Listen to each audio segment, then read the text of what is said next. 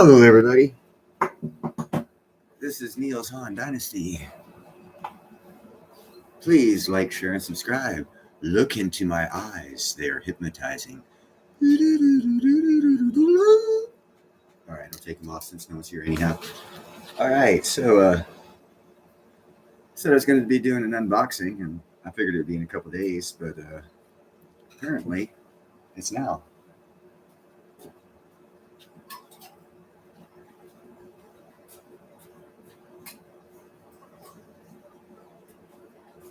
So we will do the unboxing.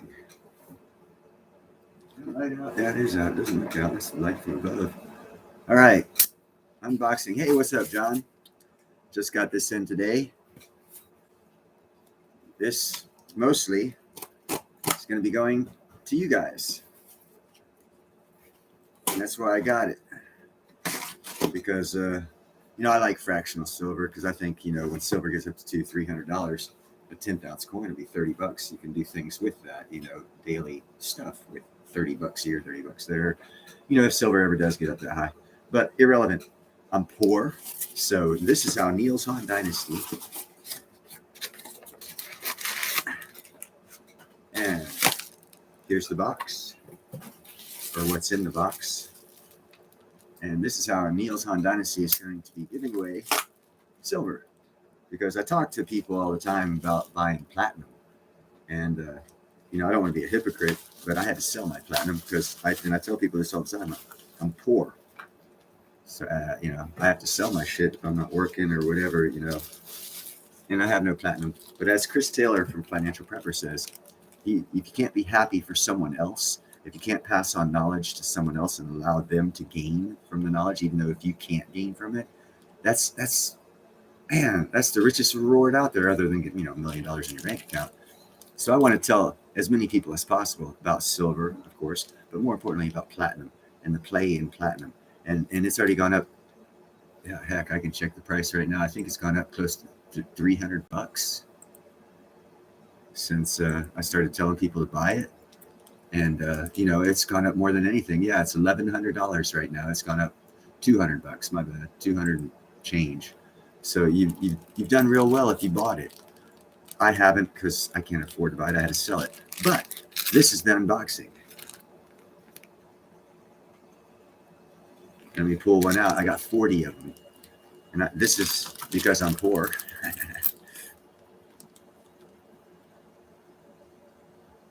You can't really see it. There you go. It's the 1/10 ounce. You can't really see it that well. Oh, Indian head's upside down.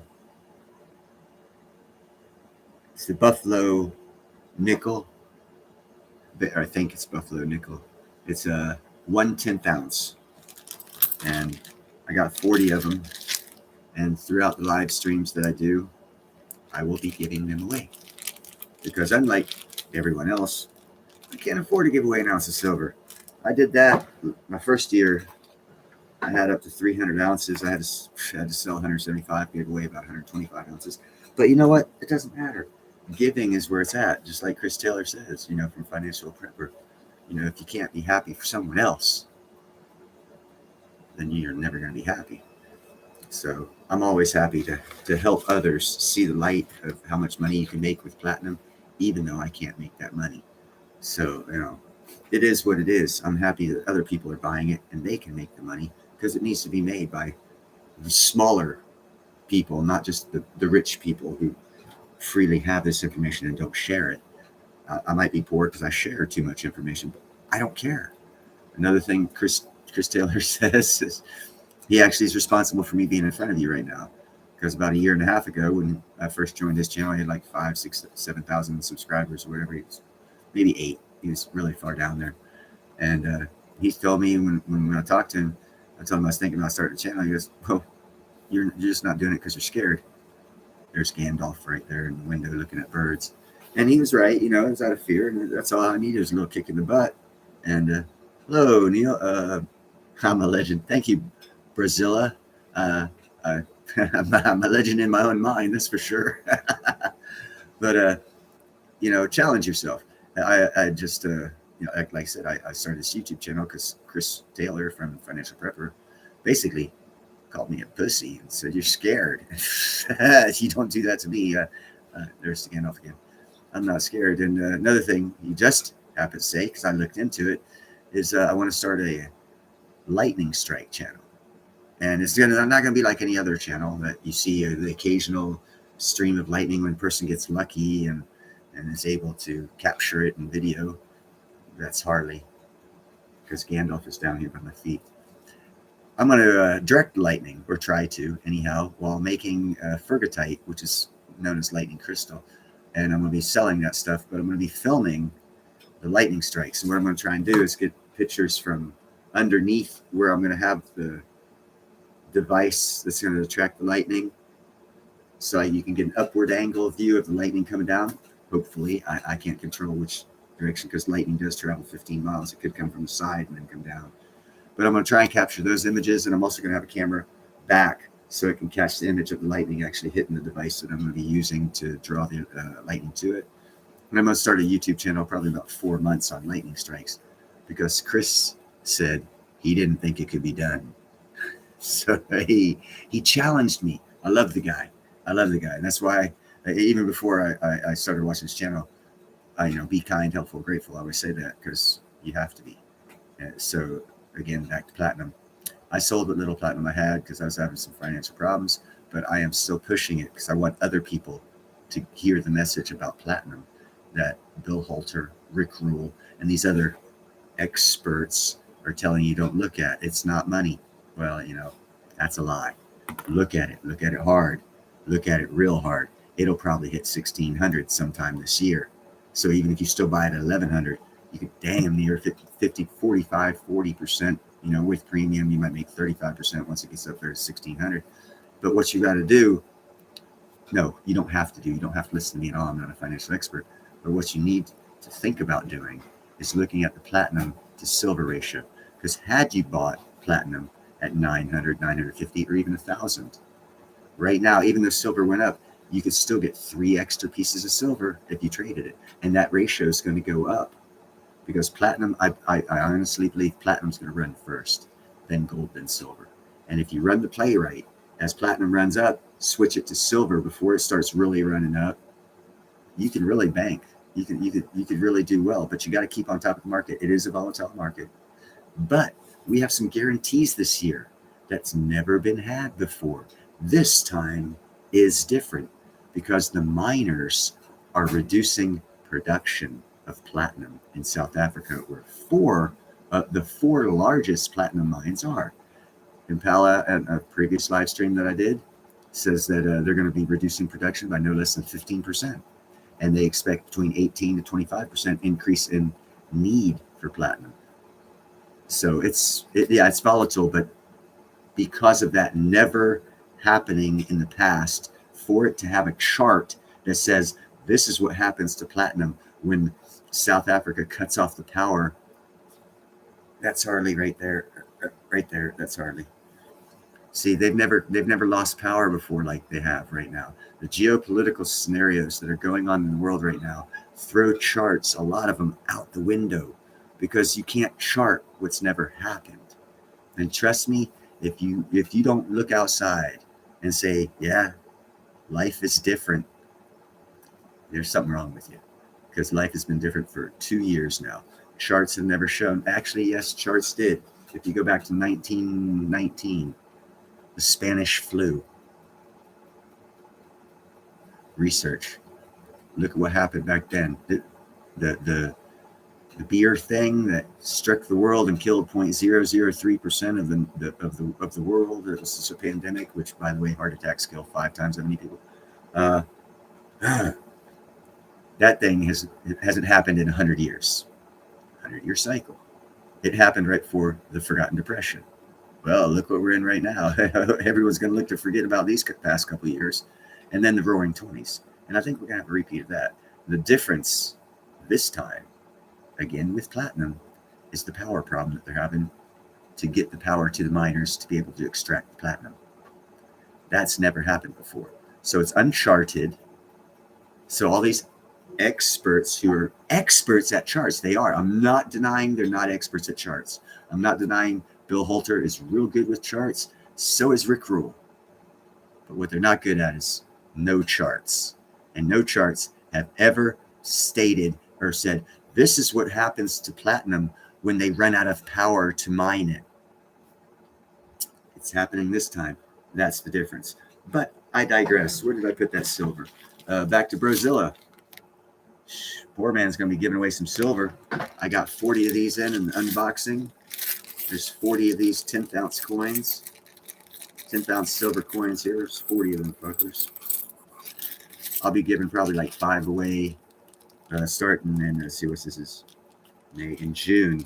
In my June live streams, I'll probably start to give away like 5 per stream, since hardly any more than that many people show up anyhow. So you're pretty much guaranteed to win a 10th ounce of silver just by showing up. Or, you know, maybe a miracle will happen and I'll have 20 viewers. But seeing how it's been going now for 15 minutes and there's only 2 of my loyal subscribers, who I thank, Mr. Brozilla and John Bethel. I thank you very much. I appreciate your subscription to my channel. I hope it's entertaining to you. I hope it's more than that. I hope it actually helps you gain financially from learning about silver and platinum, or more so platinum. I'm trying to adjust the screen to where the light's not messing with you guys as much. And I don't think I can do it. But okay, there we go. You still get the reflection from my glasses, but sorry about that. Let me try and get them up some. So, do you guys have any questions about platinum? I was on JM Unleashed. It's a good dude. I was on his channel last night. He asked a couple questions and asked me to do on live stream. But I started talking about platinum. People were asking me questions about platinum, so I didn't actually hear what he said. I hope he comes on this live stream so he can reiterate what he wanted me to do live stream on, so I can answer his questions. Because once people start asking me questions about platinum, because no one really knows about platinum out there, or is talking about platinum, I have to inform people. All right, should I have listened to you on platinum? It was, yeah, well, yeah.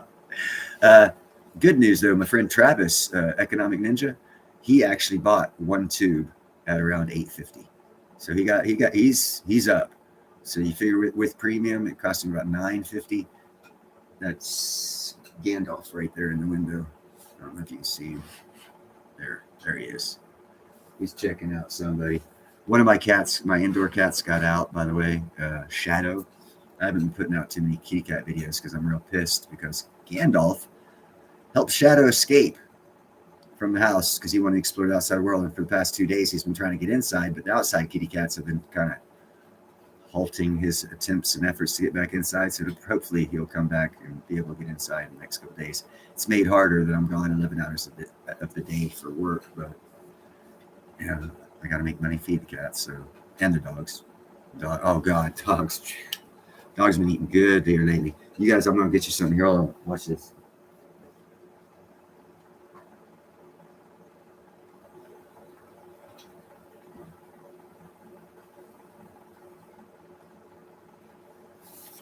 This. I know you guys can't read it. It says sliced grass-fed beef sirloin. It's cut up in strips. There's 2 packages here, like a pound per package. The dogs get 1 pound a night. Since Tiptoes had to be put down, I want to kind of get them not thinking about it. It's probably for my feelings only, but I'm feeding those boys pretty damn good, and girls.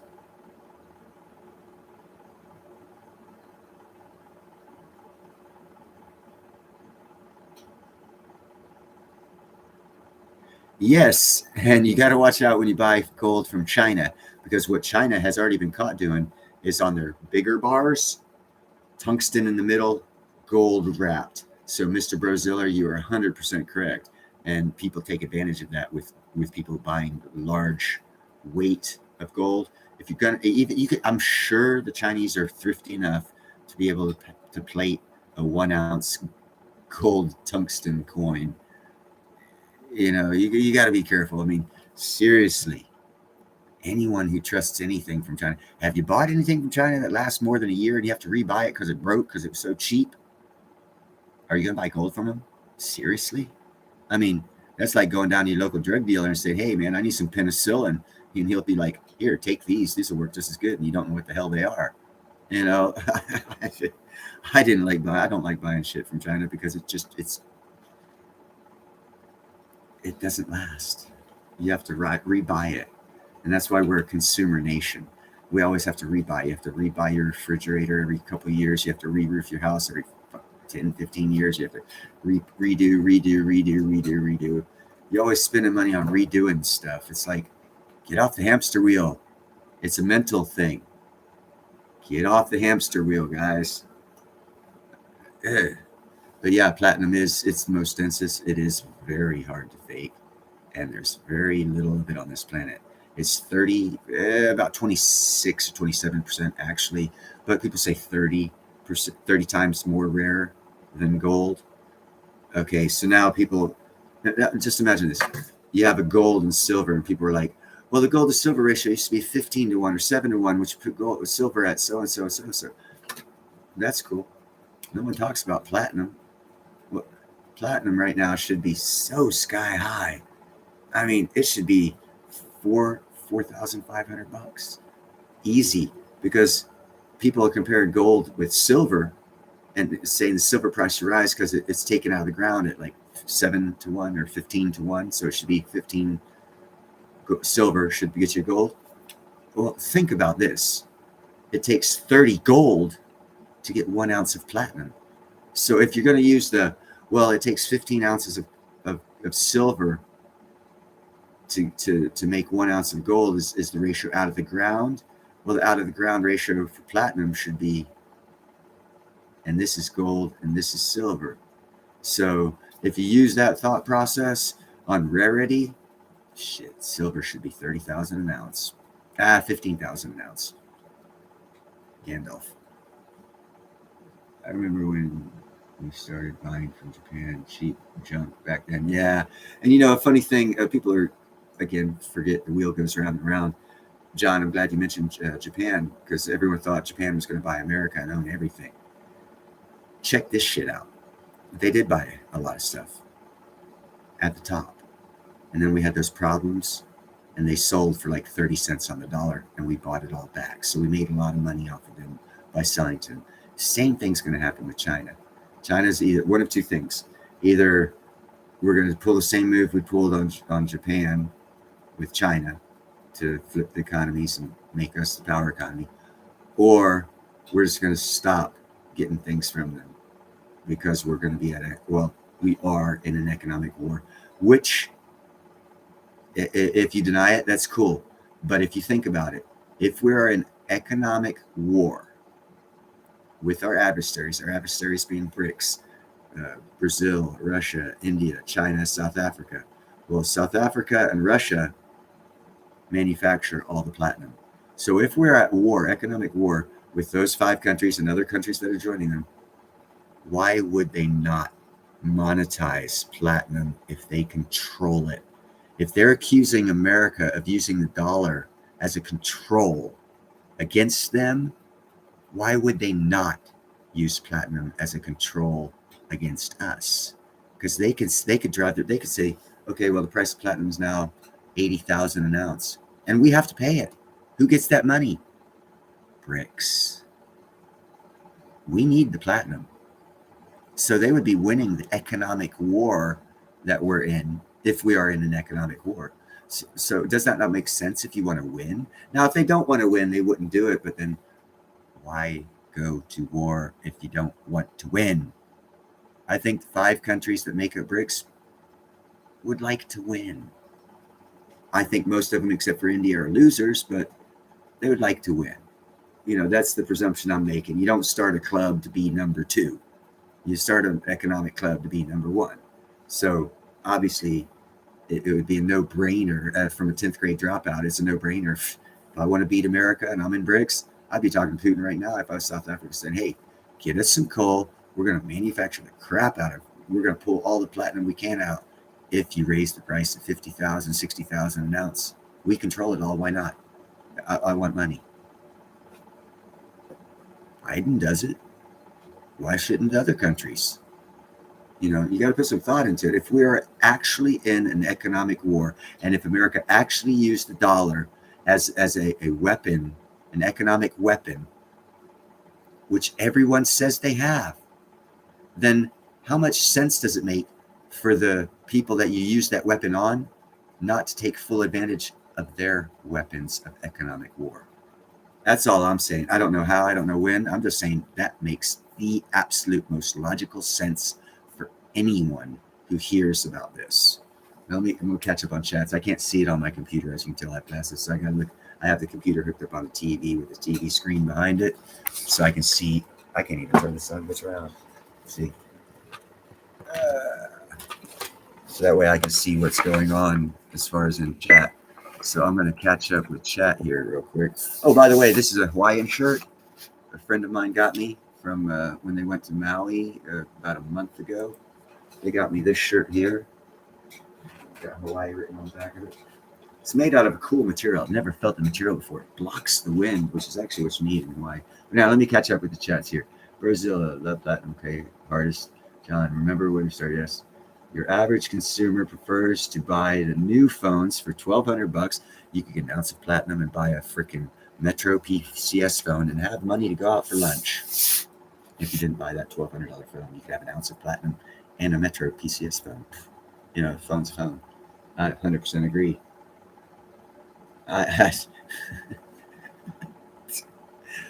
Brozilla, get out of my head. I totally am with you on that one, brother. Okay, some platinum is unavailable to mine. Yes, it is. Now check this out. The only reason Russia has platinum mine is their company's called Nikola, I think it's called. Don't trust me on the actual pronunciation or the actual name.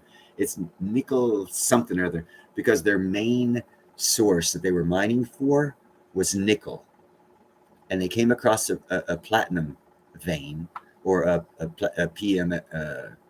PGM, platinum group metals vein. They got rhodium, they got palladium and platinum out of that vein, but it was rich in platinum. But they also started getting rhodium and that other one. So theirs was by mistake. Their platinum operation is not based on platinum. It's a nickel mine that came across a platinum vein.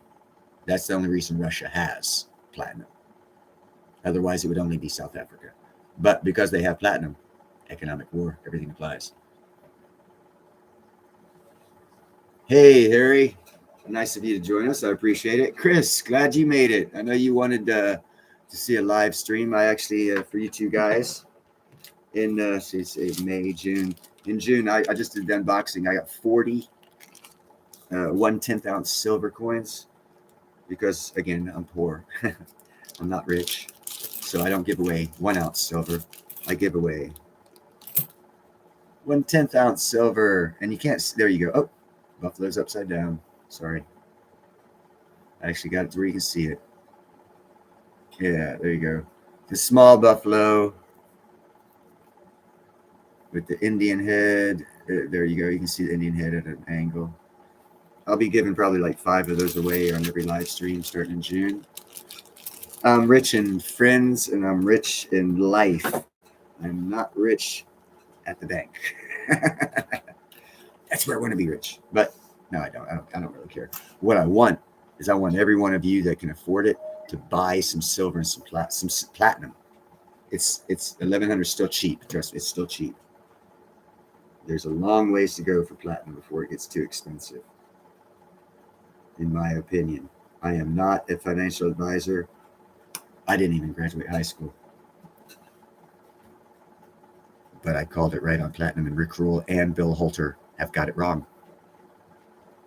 So I guess you don't need to go to college, do you? You just need to look at things from a different perspective. And that's before I started doing the buy silver and platinum thing. About 2.5 years ago, I was always telling people, it's in your perspective. It's in your perspective.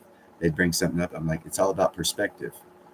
And it is. Because how you perceive things is how you live, you react, you do off of perception. So change your perception to a more positive perception. And instead of, like, when people say things to me, I don't get out the words that come out of their mouth. I get more of a meaning that comes out of them. Like, I don't know, it's hard to explain.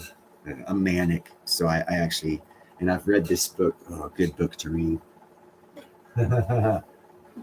This book right here. I know it's backwards, but it says How to Read a Person Like a Book, Observing Body Language to Know Everything, to know what people are thinking. Yeah, observing body language to know what people are thinking. Observing body language to know what people are thinking. This is a good book. It applies to about 90% of the lemmings out there. You can tell if someone's going to do something before they do it. When I gave up drinking, hey, what's up, Mickey? I used to go to bars just to see. I just read that book, How to Read People Like a Book, and I could tell who was going to be getting into fights or starting trouble. And I positioned myself in the bar according to the body language of the people in the bar. And after I quit drinking and I got observant to that after reading that book, dude, I'd be leaving the bar before the fight started because I saw it coming. And again, high school dropout. I just read the right books and I have the right perception. I know people lie. But their body language will tell you. If you know how to read a person's body language, you'll know when they're lying 9 out of 10 times. And don't get upset. Don't, be positive, be helpful, be kind, be grateful. Realize that you understand because of your perspective and because of the knowledge you gained on body language and people. And dude, you can really go further in life with less confrontation. It's great. I love it. Micro expressions, yes. And also folded arms, are they hand stuff? Are they looking up? Are they looking down when they answer questions? There's lots of little nuances you can tell when people are lying. That's why I don't like talking on a computer, because you don't know what that person's thinking, or if that person's a person. It could be a trained dog up there typing. You don't know. So you have to have just blind faith that that's a good person. I mean, there's so many scammers out there trying to get information. That's why I like this live stream. Get you guys talking so that way I can get to know you a little better through the conversation, and you get to know me by seeing me and talking to me. So let's see here. There's a coal power plant shut down here in Colorado. Huh. Yes, that's why I always say invest in yourself, Harry S., because knowledge is power. And like I said, that book I just showed you, How to Read a Person Like a Book, man, that's a 2-day read. And you will gain so much. Now just because you read it doesn't mean you're going to be intuitively knowing. You got to go through it. What did they say? But after you get it down, dude, you'll be reading people like a book. It's so cool. Knowledge is definitely invaluable. Well, the best thing I heard, that NFL kicker who kicked the game-winning field goal in one of these Super Bowls. I don't watch the NFL. I call them the National Felons League because I like the days of Tom Landry where the coaches wore suits and demanded his players be respectful off the field as well as on the fields. In other words, they never got in trouble. They never went into bars with guns. They never beat up their wives. And nowadays that's a commonality with football players. So I don't watch football. But back to the story. The kicker gave a speech at a graduation for some college. I think it probably is alma mater. I don't know. But I was watching it, and he said the greatest thing you can do for your legacy is he's after winning a Super Bowl, and it's being his kick that won the Super Bowl, meaning he's he was like, I'm an overachiever, but I never thought that kicking a ball would give me such fame. But the most happiness in life, he said, he's ever had was getting married and having children and leaving a legacy. And that right there is like some of the best advice I've ever heard from a speech person who gives a speech at like college graduations and stuff. Because quite frankly, you get censored on YouTube for saying that stuff. You know what? Hold on here, yes. Let's see who you're talking to there. Nick. I don't see Nick. Neil. Oh, okay, you meant Neil. I strongly advise it. I strongly advise it. I have a friend just got back from Ghana, bought a house. He's going to do Airbnb. He's getting $5,000 a month for it. He paid $380,000 for this house. It's in a gated community. I'm actually getting my passport because I told him I wanted to go with him next time he goes to Ghana because I want to see the layout of the land. I personally think Ethiopia is the greatest investment right now because they have that Gerd Dam and they're going to be getting so much power. And there's no counterparty risk to that Gerd Dam. China did not give them money. America did not give them money. EU did not give them money. The Ethiopian people came up with $5 billion of their own money to build that dam. So they're beholden to no one. No one pulls the strings on them. And they plan on exporting power to fellow countries, Sudan, Egypt, South Africa. They're going to be a very wealthy country in 5 years, 10 years. You'll be like, damn, I should have invested in Ethiopia. Ethiopia, sound place to invest in. Ghana, another good place. Africa, Zimbabwe, good place. It's going to be an international tourist destination. They're trying to build it up before the COVID hit or the coronavirus hit. They were trying to build it up, throw a lot of money in it to do total tourists like a Hawaii and Africa kind of thing in Zambia. They still throw money at doing that. That I think is a good place to invest in. There's a lot of good places. There's a lot of bad crap in Africa too. They don't have human rights. They still do child labor. Brings you to diamonds and that blood diamond. Yeah, well, De Beers gets their diamonds the same damn way. They just did a good PR route to get someone else out of the business. Yeah, it's all right, Harry. I know what you're talking about. I just had to look see if there was a Nick in the chat. I didn't want to assume that you meant me. India. Okay. My thoughts on India. Twofold. I do believe they will be a world power. I don't believe that's going to happen in the next 10 years. I don't think they want to be a world power, not sooner rather than later, because of everything their PM has done.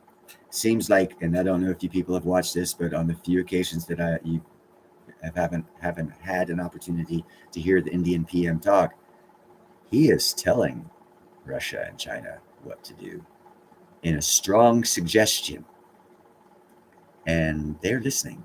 And that's where I say I pick up on things that people say that they don't actually say. And one of them is the PM of India. And what he says, this is not the time for war. And he told that to Russia and China. This is not the time for war.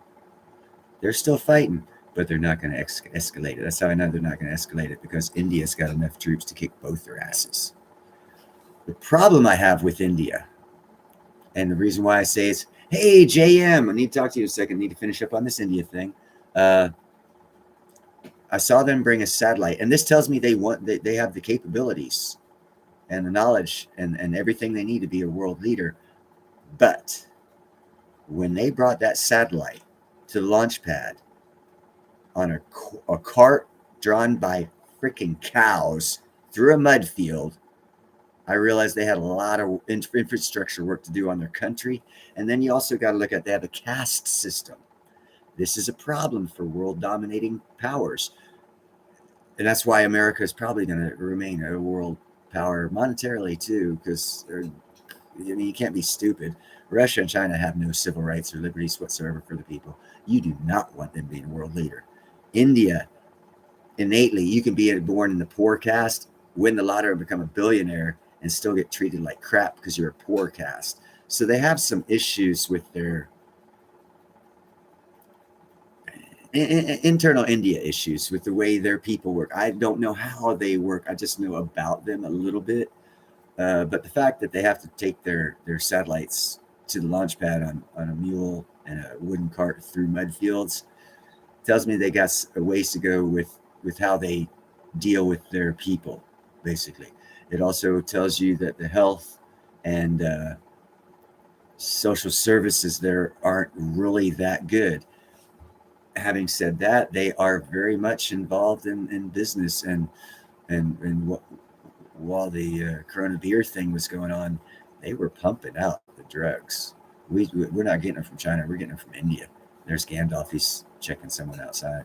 So, I actually advocate for looking into Indian pharmaceutical companies that are legally allowed to sell you pharmaceuticals without a prescription. How do you get around the system? I just know. I've gotten ivermectin. Oh, I can't say that word. Shit. I hope I don't get a red flag for that. I've gotten a lot of things from them that you're not allowed to get here in America from American doctors with ease. And that's one way I beat the system. Let me catch up here with chat. JM, please, sir, can you tell me, reiterate those questions you had for me on your live stream last night? Because I was talking to someone in chat about platinum. And because it's like squirrel. You mentioned platinum. I go into my platinum talk. So I didn't actually write down what you said that you wanted me to do a live stream on, and I'm glad you're here. So I want to ask you, and for the new people that just got here, like JM Unleashed, because I'm poor, I don't give away silver ounces, but I did buy 40 10-ounce silvers, which I will be giving away starting in June again. So upside down Indian, and this side's the buffalo. I know it's a bad angle, but you can't see the damn thing anyhow with the reflection. There you go, right there. I got 40 of these. I'll probably be giving away like 5 live stream, which is still over an ounce, but each of you won't be getting an ounce because I'm poor. You gotta help me become rich, and then I'll start giving away ounces. no, don't help me. I'll get there on my own. I gotta get my tea.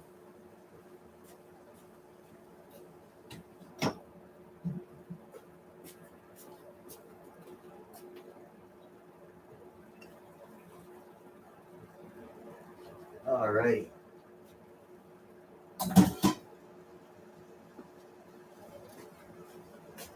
It's a psychedelic shirt. I just saw it. It's cool when you're talking on video, man. I never noticed this shirt looked like psychedelic like that, but it is a Hawaiian shirt, so I guess Hawaiians are psychedelic. Okay. Well, JM Unleashed, you don't have to worry about it because when you win the 1 ounce, 10-ounce silver for me, there is no premium. You just get the silver. You don't even have to buy it. You just have to show up, pretty much. If I give away 5 of them, I think there's 1, 2, 3, 4, 5, 6 different people here. So you stand a pretty good chance of winning. I know it sucks getting a 10,000, but I got actually from Ron's basement. I got a 1 gram. He sent me 1 gram of platinum on a giveaway because he knows how much I love platinum. So I think that was kind of cool. All right, JM. No, it's a Hawaii shirt. Can you see that? A friend of mine got it for me when they were in Maui about 5 weeks ago. And I gave him some advice on things to do over there and some places to stay away from so that they could have a good time. Because when I went over there, I was an iron worker and I saw the dark side of Hawaii because I was over there taking their money.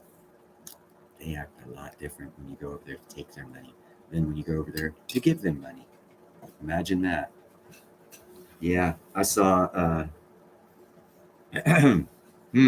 saw some sick crap when I was over there to the point where I really never want to go back because I saw the side of Hawaii that you're not supposed to, that they don't want you to see, pretty much. Hey, Attila, glad you were able to freaking catch a live stream, brother.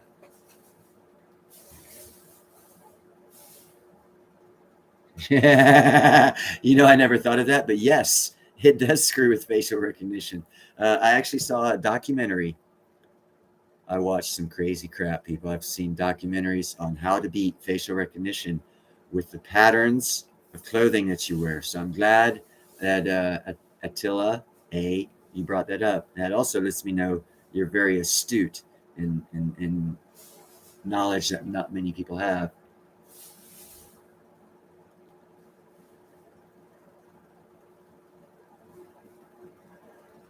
I tell you what, as far as beaches go, man, this isn't the world we used to live in, man. Go to Southern California, and there's some beaches where you got to worry about hypodermic needles sticking in your foot as you walk down the beach. So it's not the world that I grew up in, but it's the one we got to deal with. Yeah, in the 60s. No, I made tie-dye shirts in the 80s, John. I sold them. I made the tie-dye myself. I twist the shirt, stick it in there, untwist it, and twist it out again and let it dry. Came up with some great, great designs. Didn't sell most of them, but I wore them out.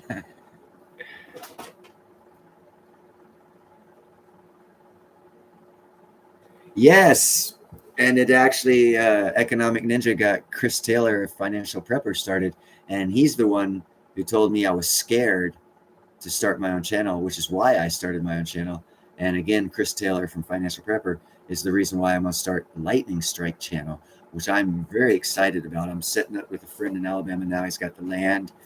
He's wanting me to come down there and get it started as well. Oh, Brozilla. Okay.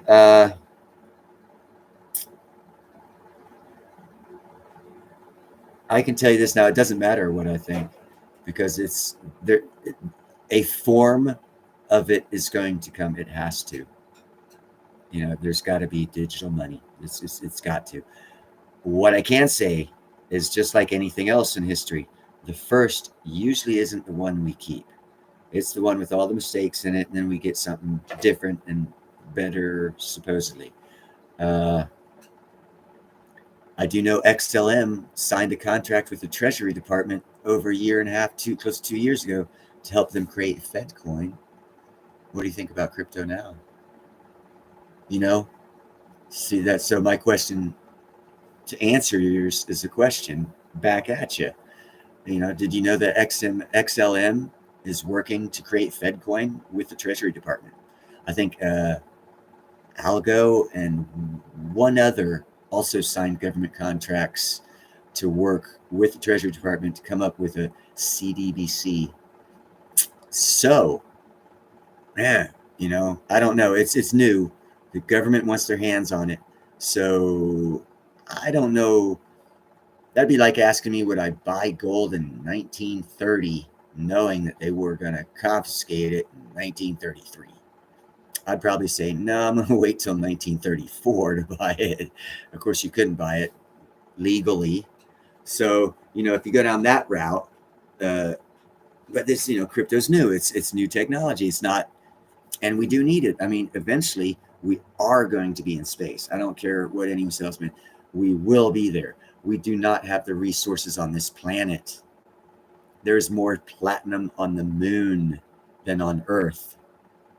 We need platinum. Cummins diesel engine is stopping creation of their diesel engines to create a diesel hybrid engine, hydrogen diesel. They're going to need platinum. Toyota is coming up with a hydrogen electric car. They're going to need platinum. Thus, the increase that I told you about earlier in the live stream, when the platinum miners say the increase of demand is going to be 18 to 25%, and their decrease in production is going to be 15% or more. That's a 30 to 40 point spread. So platinum's going up no matter what. No volatility. I don't care if it goes up and down. It's going to keep going up until that 40% supply and demand curve is met on price. And I project that to be around 1650.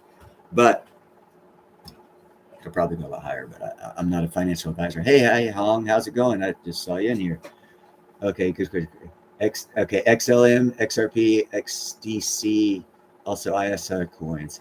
Okay, XRP, pretty much everyone wants that. And I think, I'm not sure, but Elon Musk has something to do with that one. XLM, I want to buy some XLM, but I'm going to wait till it crash. Because back to your answering your question, it is an investment. And this is where you guys separate things. You know, you can make money selling dog crap. It does, you know, it doesn't matter if you made money. If you didn't sell the dog crap, you invested in it and made money off of it, you made money. So what do I think about crypto? I think people will make a lot of money and more money to come if they invest in the right ones. Because history shows us in the crypto market, about 90 to 95% of them after their crash go away, which means direct robbery from the people who invested in them. That's a problem I have with it. But it's still there, and it's gone through a couple cycles. So it's going to stay there. So you got to kind of sort of adapt, adjust, and overcome. I'm unknowledgeable enough about crypto to not heavily invest in it, but I will be investing in it. I want to buy some XLM. I don't care for XRP and those others, but XLM, I want to get some. It's like 6 to 9 somewhere cents. I'm a sucker for the small caps, though. The small, not small price, the penny stock type things, because that's your best return on investment.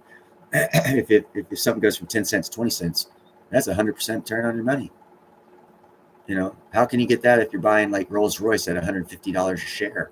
It ain't going up to 300 anytime soon. So a good financial move would be cryptos.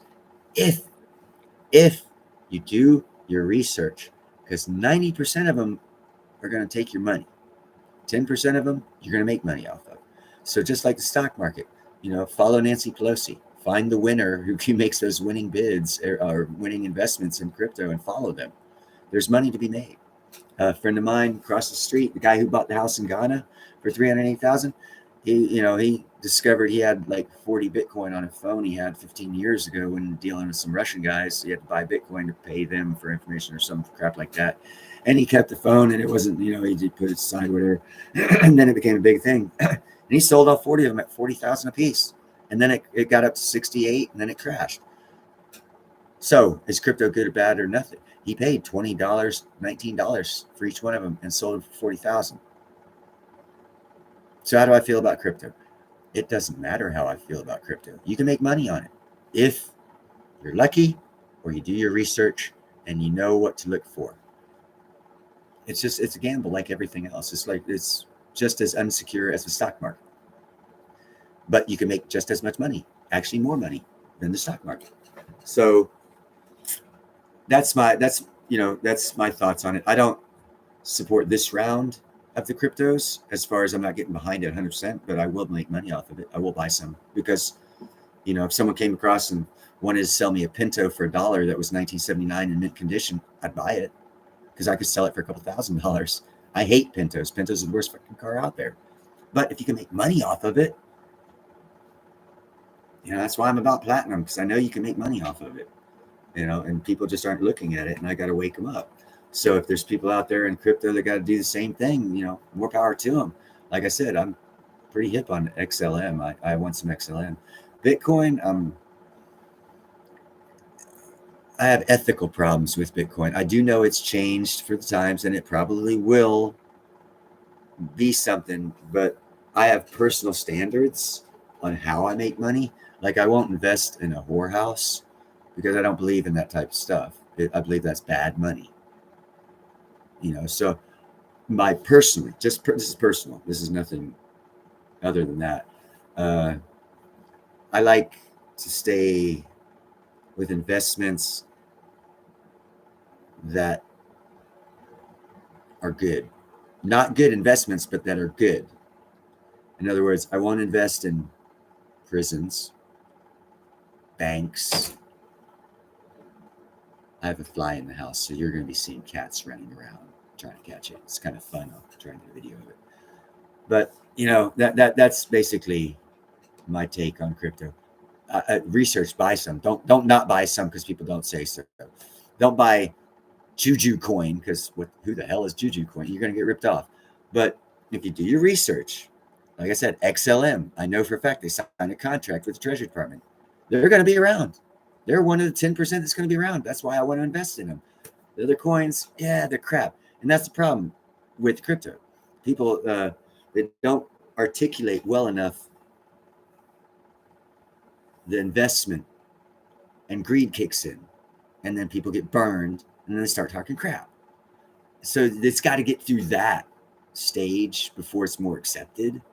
And right now, because of greed, people are intentionally burning others. And crypto is a good way to do it. There's a lot of theft. I got hacked through Coinbase, lost $7,000. They told me they weren't going to replace my money, that I owed them money, because also not only did they take all of my money, they made an order. And I said, well, hey, if you paid for that order, then you know who did it. Tell me. They never got back to me. So that's a problem with crypto. I have personally been burned. But having said that, that's why I say it's a hard question to answer, because having been hacked and had that money stolen, I'm soured. But I still am knowledgeable enough to know XLM signed a contract with the damn Treasury Department. They're the ones who make money. So they're going to be around. They're probably going to be a $5 or $6 freaking coin.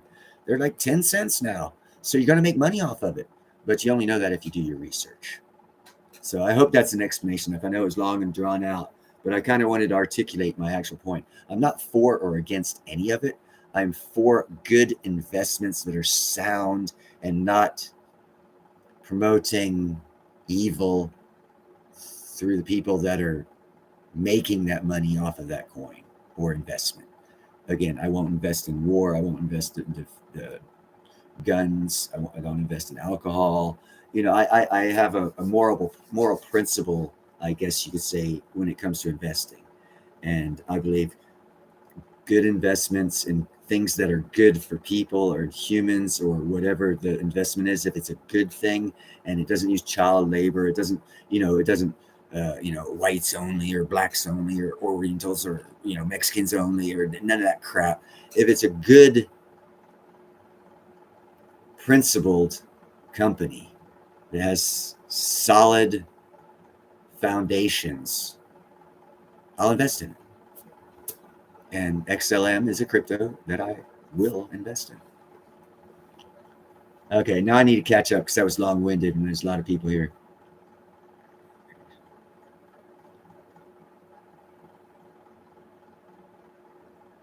Chris.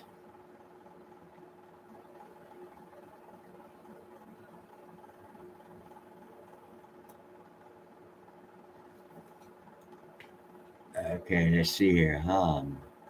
Chris, I don't understand what you said. Harry S. Honored for your soft correction. I'm glad to hear Neil and I have a business to do in the future. I'm looking forward to that business, brother. Okay, let's see what you guys say. Holy cow, I missed a lot.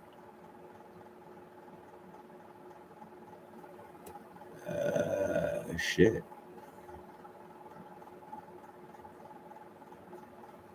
Yeah, see, that's the thing. I'm unsure about Bitcoin's origin and where the money's actually going to, and I personally think it's not going to a good place. So I'm not going to buy Bitcoin, but that's me personally. You will make money if you buy it eventually.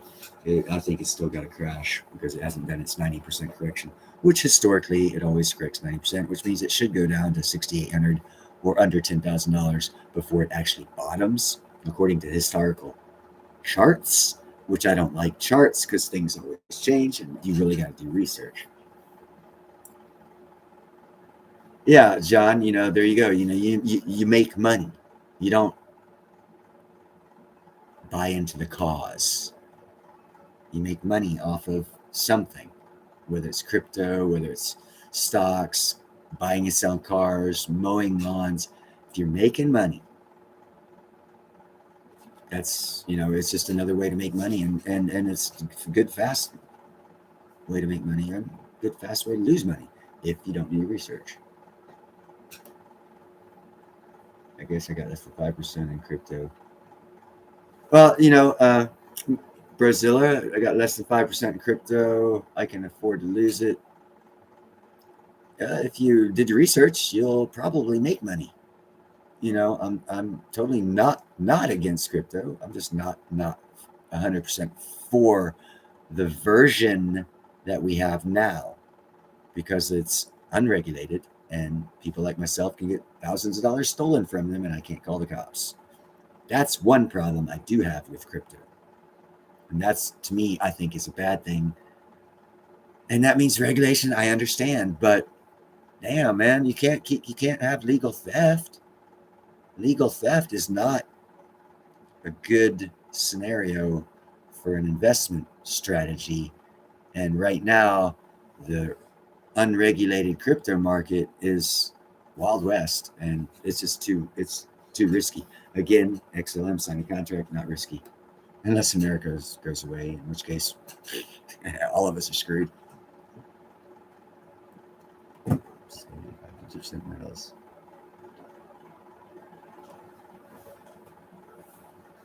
Yeah, XLM is okay because of that contract they signed with the Treasury Department. They're gonna be around. They might not go up too much, but they're gonna be around after the crash, and that's the important thing.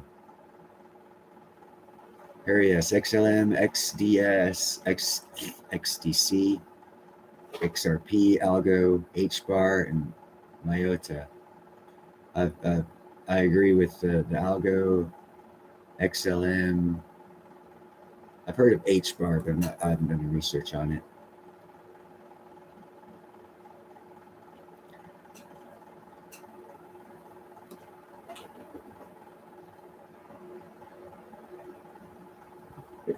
You guys are keeping me busy with all these.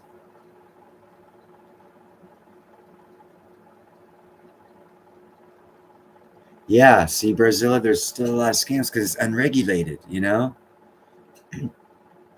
people are greedy, hung, and that's another reason for need of regulation. I mean, even though the banks are regulated, they're still stealing money from us.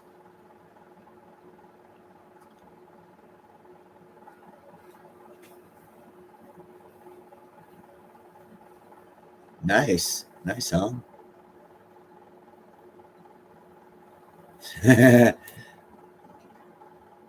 Yeah, metals are closed. Yeah, they are closed. Don't be sorry. We're all here to have fun. Speak, or not speak, but type whatever you want. So far, no one's said anything. Hey, oh, she's going. She's going for a bug. She's got it cornered right down here. They got the bug cornered between the screen and the window.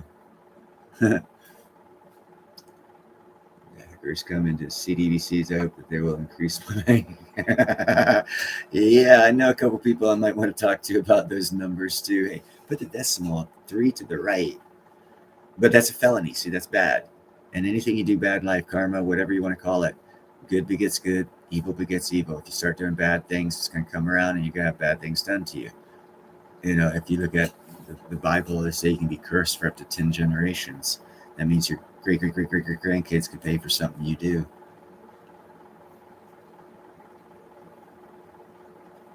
So, have any of you guys purchased any platinum lately? I haven't because I can't afford it. But I hope someone else does. I need to throw some milk in this. I'll be right back.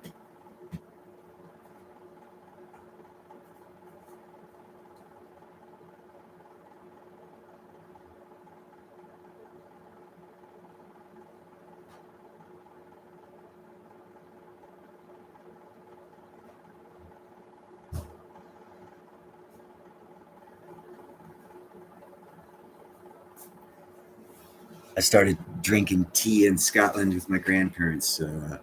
Milk. It's the Scottish way. But here's a little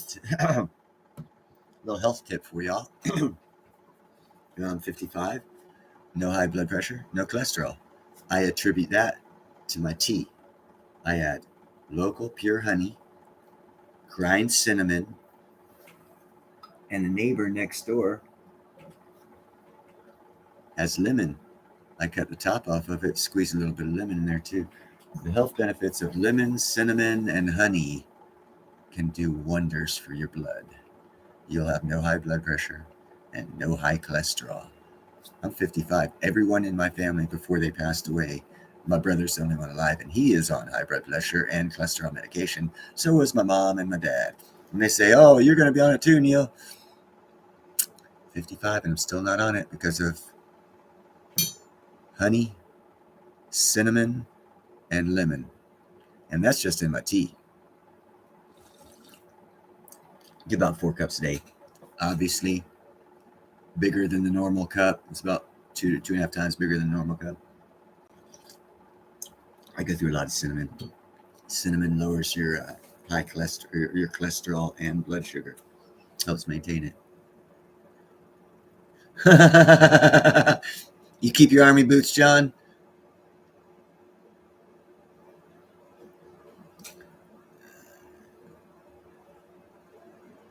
Thank you for showing up, Chris. If we end this before you come back, brother. Humming means honey in German. Right on. Du sprechen Sie Deutsch? Ich lerne Deutsch. Ich sprechen Sie Deutsch. No one in California speaks German. You got to learn Mexican or proper English. If you learn proper English, no one will understand what you're saying. Du sprechen Sie Deutsch? I don't read it that well, so I had to look at it a couple times to figure that out. But I am German Scottish, so I do try to keep up with the Guten Abend or Guten Nachen, Mickey. It's probably Nachen where you are because it's 8:10 here, so it's probably 9 or 10 where you're at. Oh, Guten Morgen. You're in Europe then, huh, Hong?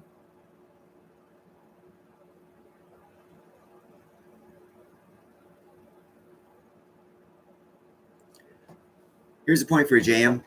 I tell this to everybody. If silver goes up to 50 or over, or if you anticipate to go to 50, don't let the premium stop you until the price and premium are over 35.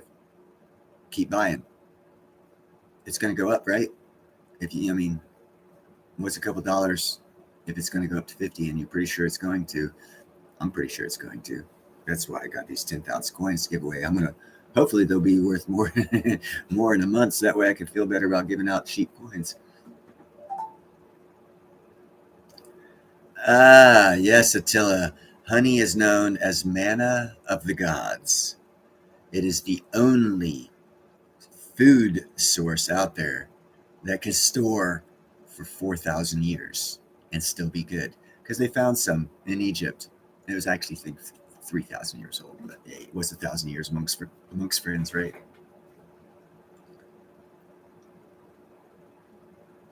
Right on, Hong. I started about about close to 2 years ago. I got up to 300 ounces, and then I sold 125 ounces and gave away 175, trying to wake people up. And now I'm building back up. I've got about 100 ounces now, and I had to sell my platinum. But hey, that's what it's for, right? It's, I just got a check. Cover up all pertinent information. I don't know. Can you see that? I can't see it. There we go. 40 hours. I'm going to buy some silver, but I got to take my dog to the vet. So $1,000 that's going to the dog. So I can't really afford to buy silver. I tell you what, John, actually, Hanukkah honey. See, now I spent 6 years studying on bees. I came up with a new style of beekeeping and a new style of hive for the bees. More beegonomic is the word I came up with. What silver did I buy? I got 40 10,000 silver coins to start giving away next month to you guys.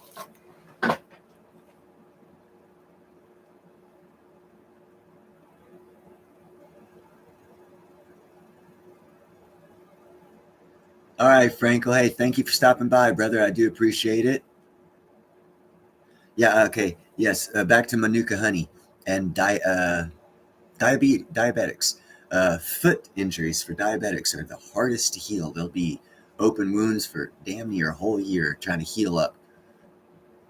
Like if you step on a nail or something on your foot and you're diabetic, hardest injury to keep clean, to keep septic, not from going septic, and to actually heal up. Hanukkah honey, put it on if you're diabetic and you have a foot injury. It's expensive, but buy real Hanukkah honey and put that over the wound and bandage it and change it up. It will heal that wound. It has miracle healing properties that medical science hasn't even started looking at yet. And if you have horses and they get those big flies that bite them and they have little pieces of the flesh missing, boom, smack some Hanukkah honey on it, put a Band-Aid on it. That flesh will heal back up. It's amazing what honey can do.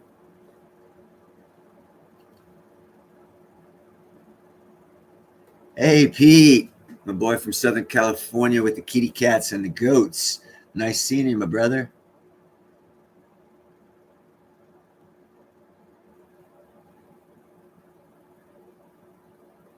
I had to sell all my platinum, JM. I had to sell it all. Yeah, but like I said, Chris Taylor from Financial Prepper, it's a friend of mine. He says if you can't be happy for other people, then you're not a good person. And I'm still spouting out to buy platinum, even though I had to sell mine because I needed the money, and I can't afford to buy any right now because, like I said, I got 2 dogs I got to take to the vets. One of them is going to be at well over 1,000. The other one probably close. So I'm not going to be able to afford to buy any anytime in the next 30 days, anyhow. So I'm not telling people not to buy it. I'm encouraging people more to buy it because I want you to profit off of it if I can't, because I know it's going to go up. I wish I had more money to buy it, but I don't. It's life. But that's not going to stop me from telling you the opportunity and to enlightening you guys to that opportunity so that you might be able to financially take advantage of it. Because just because I know it, and if I don't tell anybody about it, if I don't spread the word, then I'm a dick. And I might be a dick, but I'm not that kind of a dick. I want everyone to make money that can make money. If I can't make money on it, I don't care. I'm happy that you can. What is Manuka? Manuka honey is from a Manuka tree in New Zealand and some places in Australia, other places located in the world. I think they get less than 3 tons of it a year, like 6,000 pounds. Don't quote me on that, but it's a very, very small amount of honey that, because Hanukkah honey, real Hanukkah honey, is expensive, but the health benefits to it, ungodly.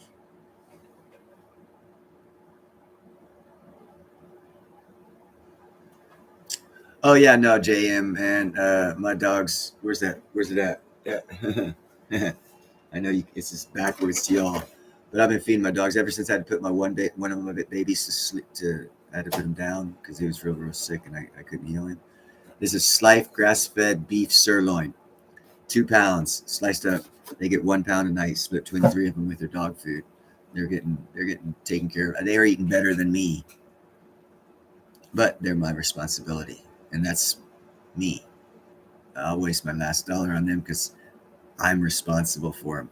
And responsibility is broken down to this: your ability to respond is your responsibility. I have the ability to feed them better than me, and I will because I love them and I made a commitment to take care of them.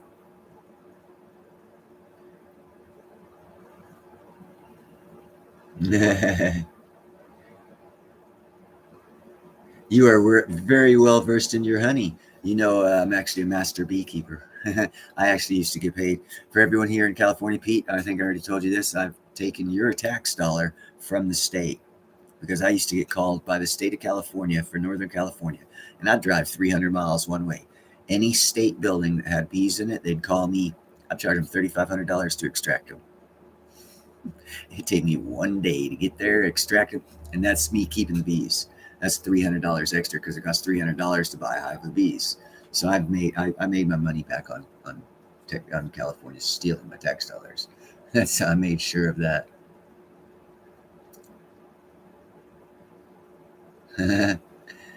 Manuka honey. Okay, I've already read that one. Jam. No, Neil. Yes, they do, John. My animals eat better than I do, but that's again my responsibility. That's right, Pete. You got to take care of the animals because they give you what no human will: unconditional love. Oh no, that's that. It's pretty. It's a pretty accurate description. The only thing I got to say about that, JM, from your description of Google, is you say it says antibacterial, antiviral, anti-inflammatory, and antioxidant properties. All honey has that, except for honey from China. When you go buy honey from a store, watch your ass. You're buying glucosamine corn syrup. Don't trust labeling because during the Corona beer virus, Congress changed the laws on labeling because they were having problems getting ingredients. They're allowed to change the ingredients without changing the label of the ingredients. All honey that is collected has been sent to China for years, and they somehow make more of it. In other words, what they do is they take 10% of the honey, glucosamine syrup, corn syrup, the rest of it, send it back to you, label it as honey. And it's not, it'll kill you. So buy from a local beekeeper. That's the only person. DTA, don't trust anyone when it comes to honey, because people know there's a lot of money in it, a lot of good health benefits to it. And hey, if you haven't looked around in this world right now, a lot of people are trying to kill us. So watch out what you buy. Get it from a local trusted source. And if you get honey anyhow, you want it from a local source because you have a allergen. Yeah, there's allergens in it. If you have allergies, if you eat local honey, you build up an immunity to those allergies because those bees went to the places and gathered the pollen where you have the allergies from and made honey from it, which gives you immunity after a while from those allergies. So you want to buy local honey. If you go into Hawaii, wait till you get to Hawaii for your vacation, buy some local honey there to help with allergies. That's one thing people don't tell you about honey. It's very, very good for medical purposes. But watch out for GMO honey. Anything from China is most likely glucosamine corn syrup and not honey, even though it's labeled honey. Do be careful about that. I have raised a stink about that because everyone thinks, oh, I got honey from Walmart. No, you just bought glucosamine corn syrup labeled as honey. Look at the label. So be careful. I'd go to a local beekeeper to get honey.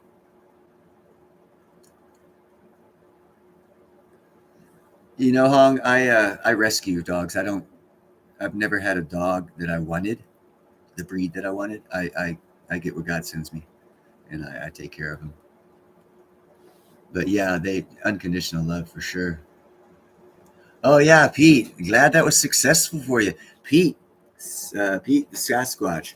We were talking the other night. He had a hive of bees somewhere on his property, and he was wanting to know if they could, how to get them in the box. And I had suggested a method, and I hope he used that method. I'm not 100% sure, but I am 100% sure he got a free hive of bees. And by the way, Pete, that's $300 you just picked up, and the honey you can get from it saves you money. $10 here, $10 there, $10 here, $10 there. It's a great resource, brother. Yep, local, local, local. You know, I actually sold honey in the comb in a plastic jar for like $10, or a plastic box thingy.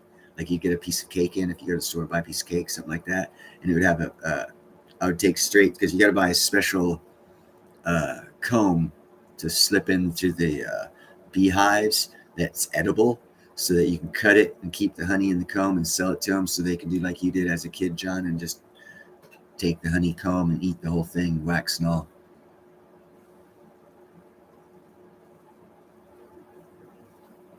Yeah, Brazilla, it is. It's actually very good, and of course, honey, very good for you. See, and that's what Pete. You need to instantly get a larger 5 frames. Too small. That was pretty big. I saw the picture. They've already got that thing maxed out, and they're looking for more space. They're probably gonna swarm on you in a month or less if you don't give them more room, because that's why bees swarm. The queen always is making 5 to 10,000 brood daily, if she can. There's like, oh god, I think it's 5 to 10,000 a month or a week. I'm not sure right off the top of my head. They create a lot of bees.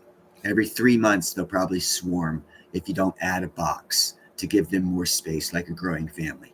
And the great thing about doing that is if you have, like, you start off with the 1 5 frame, get a 10 frame, throw them in there. As soon as you throw them in that 10 frame, put a second 10 frame on top of it, and then put your bee excruder or a queen excruder, and then throw your honey super on top of it, so they can make honey and grow. Because what happens when they grow naturally, instead of swarming, that extra box you can sell for $300 3 times a year, maybe 4 if you take care of them good enough, maybe even more than that. So one hive can potentially, not in honey, but just in the increased bees that they make, can make you $1,200 or $900 to $1,200 a year. One hive, if you take care of them properly.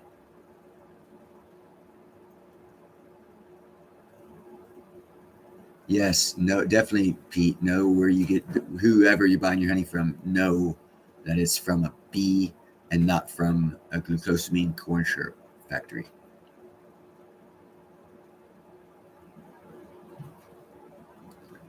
Hey, when was there an earthquake? I knew there was an earthquake in Japan of 5.7. I didn't Brazil. I didn't realize there was an earthquake in Cali. Right on, Pete. Yeah, you need it, and actually pick up a second one, like I said, because within 3 months you'll be able to sell that one of those boxes if you put 2 10 framers. It'll be filled with bees. You'll be able to sell it for $300 easy. Pete, just ask. Just ask. If I have the answer, I'll give it to you, brother. I mean, I spent 6 years studying bees. I have people from UC Davis Ichthyology department calling me about bees because a person who studies in college about insects for 4 years doesn't spend 6 years studying the honeybee. I did. I am an expert in this. And UC Davis Ichthyology department used to call me all the time because I know more about bees than they do. Honeybees, anyhow.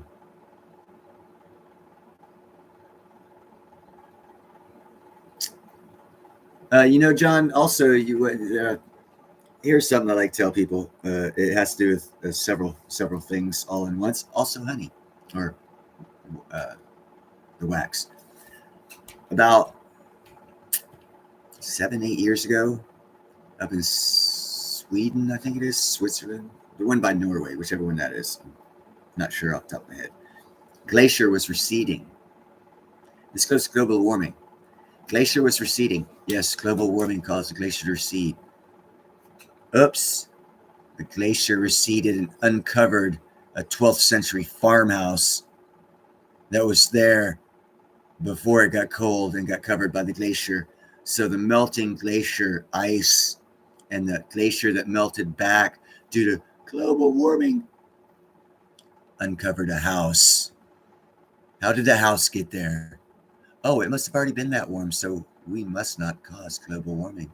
But now, more specifically, the house they discovered, the reason why it was still there, being over 800 years old, is because somebody had the intelligence back in the 12th century to coat their wood with beeswax, and it preserves it for a long time. And another trick you can do with beeswax is you heat it up. If you have wood that cracks, when you screw into it, it always cracks and splits. Pre-drill a hole, take some heated beeswax, drop it in the hole, then sink your freaking screw. It won't split. So you can do better carpentry using beeswax. Finished carpentry, I wouldn't suggest it for rough framing work. But finished carpentry, you're in $1 million mansion, you're putting up some wood trim that's going to split, and you have to always make sure you put it in the right spot because it'll split. Use some beeswax. It won't split. That's a free tip for anyone out there who does finished carpentry work.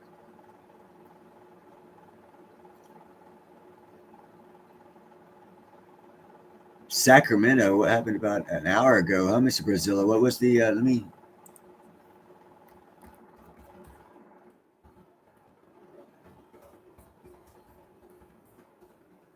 See what we got here. Oh, Dumas County, 5-pointer, 5.5. Yeah, that's nothing. 5.5. I worked right through it. I didn't even know it was happening.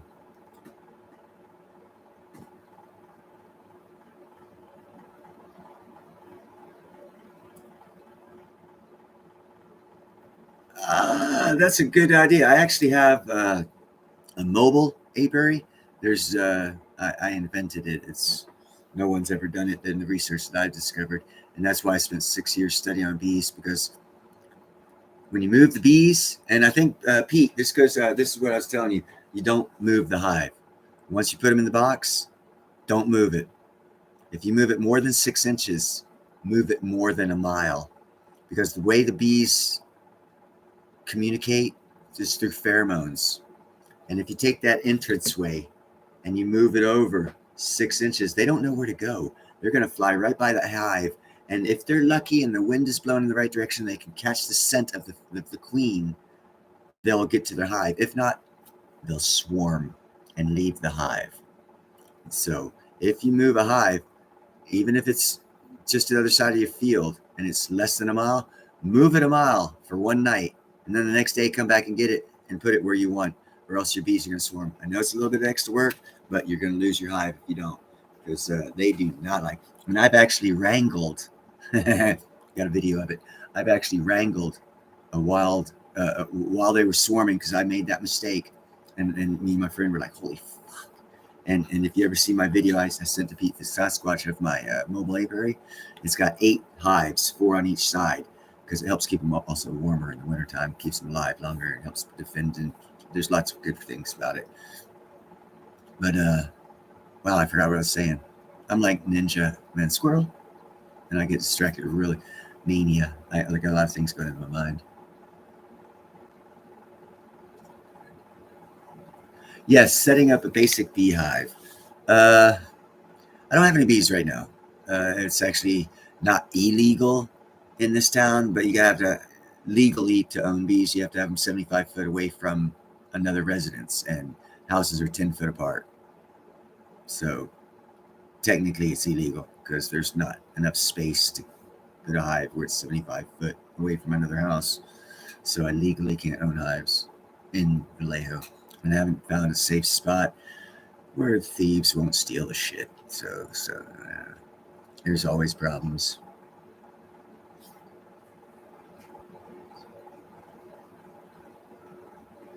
Mr. Brozilla, I just saw a program last night on the Cascadia Fault where they have discovered it is blowing out water, superheated water underneath the ocean, and they say that is caused by the fault's going to go soon, basically. Soon meaning next 100 years, 200 years, as far as scientifically speaking, soon. But they found fissures that are shooting up warm water underneath the ocean from the Cascadia Fault, and they say it's to release pressure. But the only problem with the releasing of the pressure is now the plates are going to stick. Where if you have like two flat things go like this, and there's a little nipple here and a little nipple here, they'll start doing this number, which means we're going to have more earthquakes because of the water being released underneath the ocean, superheated water. They just discovered, I saw a program on it just 2 nights ago. So yeah, no one's keeping up with that. And also, I think 3 volcanoes have gone off this year already, and 1 volcano's worth of carbon release is a year's worth of human carbon making. So we just got 3 years behind on carbon global warming that humans caused because of nature. Someone should tell nature to work with humans on this because they need to tax us.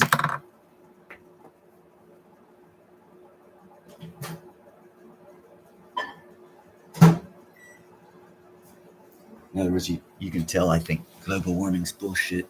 The story about the 12th century freaking farmhouse being uncovered by a glacier that was receding tells you that global warming's bullshit. And the fact that the dinosaurs lived in a carbon-rich environment. Hold on, did humans cause that one too? No, it was dinosaur farts. Whatever. Yeah, I don't believe any of that crap.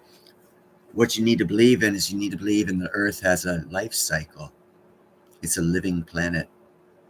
That means if you marry it in 20 years, you're going to want to divorce it because it changed. It's living. It changes.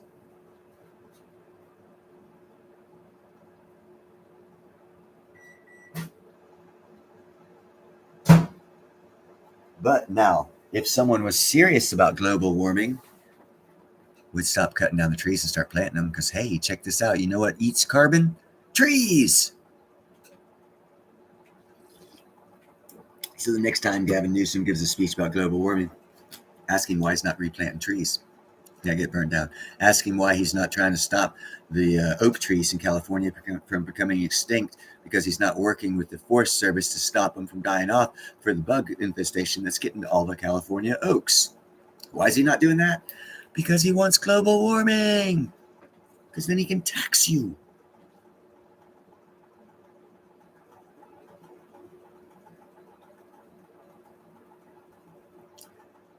Dude, I tell you what, I wish Kevin the Weed Man was here, John, because he can tell you some stuff about planting and what to plant to get the monarch butterflies. There's several different types of milkweed. He actually has a YouTube channel called Kevin the Weed Man, where, oh, look, you can see my cat's eyes back there. You're not supposed to be out there. Get down.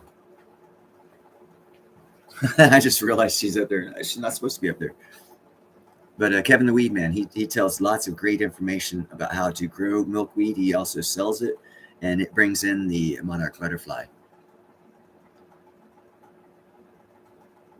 Yes, John, I am so glad you brought that up because what I want to bring up is Russia. Russia. John Bathurst just said the Arctic ice is decreasing and the Antarctic ice is getting larger. You are 100% correct, John. And Russia is all on top of it. And no one, here's news, world news that you're going to hear from Niels Han Dynasty that you will not hear from anywhere else. I'm going to give you breaking news. Russia's building 2 deep water ports as we speak in the Arctic. Because check this out. If you look at maps, when that ice recedes, it is 40% cheaper to ship goods through the northern route around to Asia than the route they use now. 40% cheaper. Guess who owns that part of the land of the Arctic? Russia. So Russia is going to be an import-export mega. They are going to be making tons of money in the next 10, 15 years off the 2 deep water ports they're building in the Arctic. They also built 2 brand new nuclear icebreakers, the best ones in the world, the newest, most best ones out there, to break the ice, to guarantee the shipping lanes stay open so that they can get all that. So now what you need to do for business opportunities is look who's going to lose money when the shipping lanes change, because you don't want to be invested in them. World news from Niels Han Dynasty. You're welcome. Yeah, Russia obviously knows something that Americans aren't telling you. Well, other than me.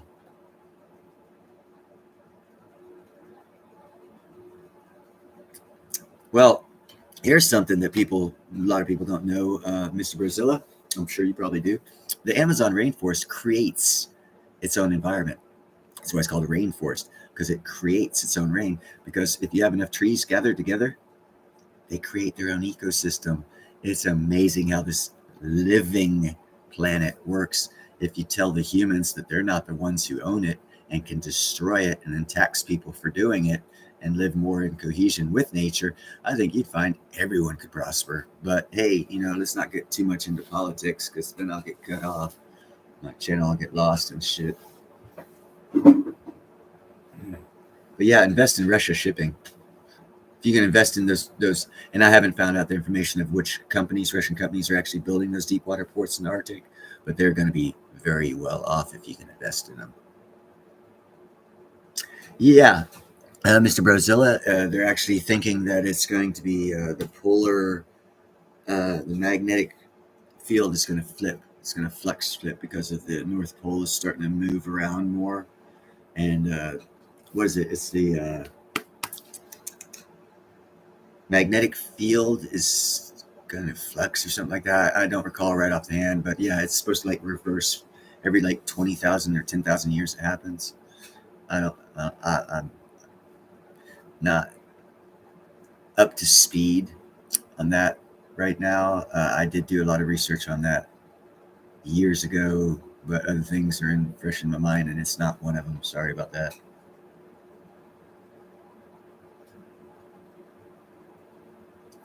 Well, Pete, that's why you come here, because I'll tell you things that no one else will tell you, and hopefully I won't get a YouTube strike for it.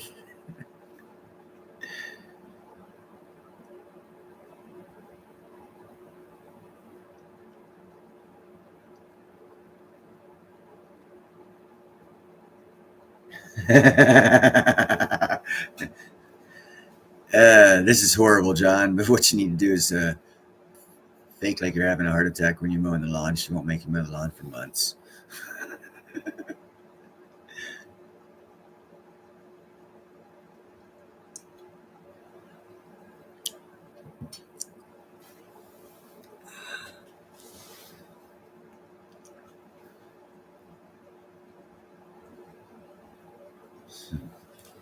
So, has anyone talked to you guys about what Toyota is doing?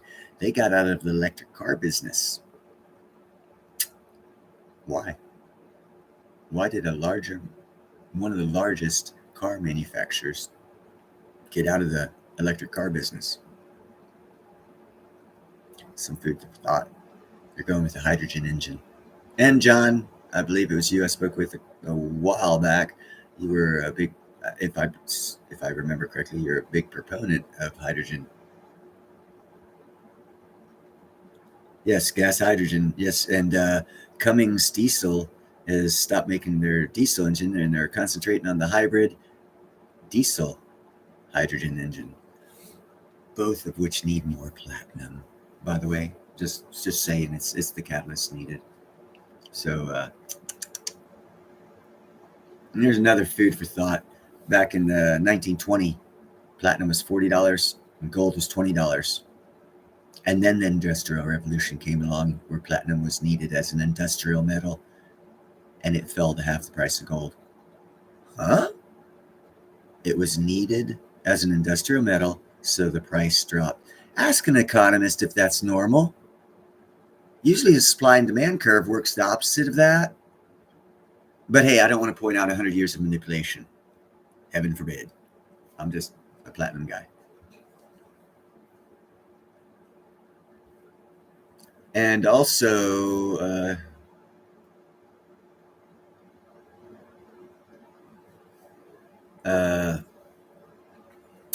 I don't know. I don't want to talk about space mining because no one seems to think it's going to happen, but it's going to happen. So you might want to look for starter companies that are looking at alternative means of resources for this planet. Because if anyone, JM, you're a Google guy, Google, when's silver going to be mined out on this planet? It's within 100 years. We're going to be out of silver. So I hope like hell our technology doesn't need silver, because in 100 years, actually, I think it's 2130. I think it's 2130. We're going to be out of silver. 2028 through 2038, I think, are supposed to be the high times of silver, where we're going to be mining the most silver, because we're reaching that peak, and then it's going to go down from there. So that might be a play for silver price as well. So, what are we going to do without silver? Platinum's going to be mined out soon too. What are we going to do without platinum? We're just going to die. We don't have no more. Let's die. But the moon's got some. What? Yeah, the moon's got some. It's got more platinum than the Earth does. So do we need it? Do you think we're going to get it? Are we going to kill ourselves? I think we're going to go get it and mine it personally, especially since China discovered H3 on the dark side of the moon, which is the main ingredient needed for rocket fuel. So if NASA wants to launch things from outer space, if you research it, NASA actually was thinking about tethering an asteroid to Earth. So as Earth's spinning around, you have this tether going out and an asteroid spinning around with it as it's going around and around, being held with that tether and using it as an elevator to get shit up there so they can launch from that satellite asteroid that'll be tethered to Earth. That is an actual plan they have and are working on. So they are working on ways to get to space cheaper. That was before Elon Musk came along. Elon Musk knocked the price in the dirt for getting to space, and he'll continue to do so. So I foresee very easily a Phillips 66 kind of station on the moon for, rockets. And hey, if you're going to be there manufacturing space rocket fuel, then why not mine for platinum too? It's going to be highly profitable. And it's there.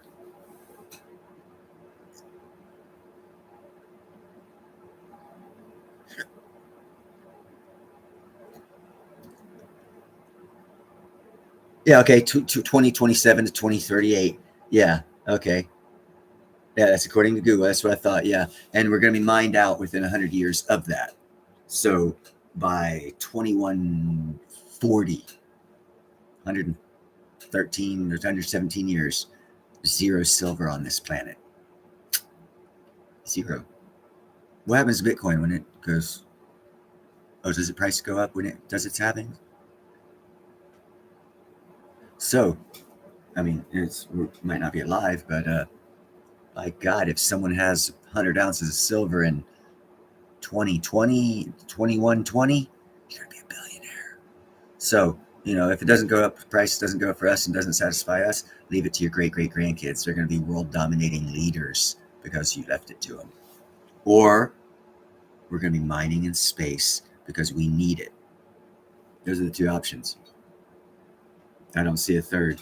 So either we're going to die as a society in the 21st century or 22nd century because we have no silver and we'll be out of platinum, and we'll have no technology because we need both of them for technology, or we're going to be mining asteroids. Oh, here's an FYI. Did you know that, and Google this, JM, at least you'll find it real quick and easy. SpaceX and NASA signed a contract about 3 years ago and launched a spaceship with a beacon on it to observe an asteroid worth $777 quadrillion. Then research 2 years ago what the world government signed a treaty or a contract on ownership of space objects. And you'll find the ownership of space objects means that you drop a beacon on it, you own it. Then research what Japan just brought back from an asteroid that they did a whole video on. They sent this spaceship up there. They dropped a little beacon on it. They got some samples, brought it back. It just landed on Earth a couple months ago. They're doing all kinds of research on it. That little beacon was the size of a Coke can. So it cost about $300,000. It cost you about $500,000 for launch. So for less than $1 million, you wait 7 years. That little beacon lands on an asteroid out there, determines what that asteroid is. If it's got gold, silver, cobalt, whatever, you're rich. So when NASA and SpaceX land that beacon on that $777 quadrillion asteroid, America will own $770 quadrillion worth of resources, according to the law that the world has already agreed on. Yeah, you're saying, oh, well, you can't use that. You're right, you can't, because it's out there. Imagine how quick we're going to get space and asteroid mining going then, because you can leverage that money to get loans to build what you need to make that happen. It takes 7 years to get that asteroid. We have 4 years left before that beacon gets that asteroid. This is all facts. I'm not lying to you. It's facts. It's happened.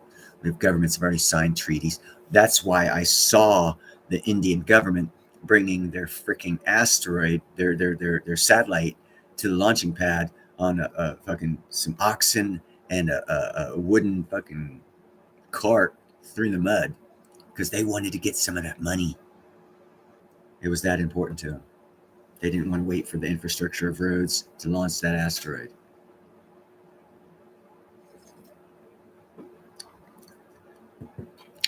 There's a lot of crap out there worth a lot of money that we can get to only if we do space mining. Hydrogen stock ticker. Norsk Hydro. Okay. Silver. Yes, JM. It's going to be the silver will be the first exhausted supply of an industrial metal that's also money. Yeah, so our economic system and industrial system are going to take a shit unless we start doing asteroid mining or mine the moon, which is asteroid mining. And what I foresee as the future is they're going to put some sort of a refinery on the moon, because you can't bring the shit straight from the asteroids to Earth because it might have some weird bacteria on it that'll kill us all. So they're going to want to, for security reasons and also for laundering and stealing, because they'll be less able to audit it if they have a refinery on the moon. Because, like I said, then they could take Joe's 10% off the side before they report the money, and we'll never know. And several trillionaires will be made. In 20 years, tell me I'm wrong.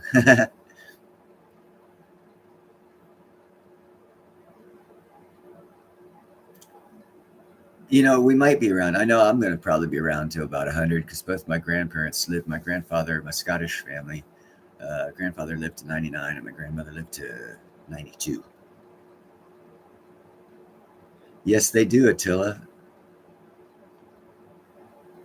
Yeah, they are very, very fond of gold. The problem with India is they're getting raped, their people, because they bought this. Now, think about this, and think about it hard. Somebody bought those tons of gold. Okay, gratified, understand. But they like jewelry. Jewelry's got a 300% markup. I'm just saying, you buy $100 billion in gold and turn it into jewelry, you just made $200 billion cash. Just saying. That's why you never buy jewelry as an investment. If you love the one you want to buy it for and you want to throw your money away, send it to me. I'll make the jewelry for you and keep that money, because there's going to be a 300% markup. That's profit margin for the jeweler, by the way.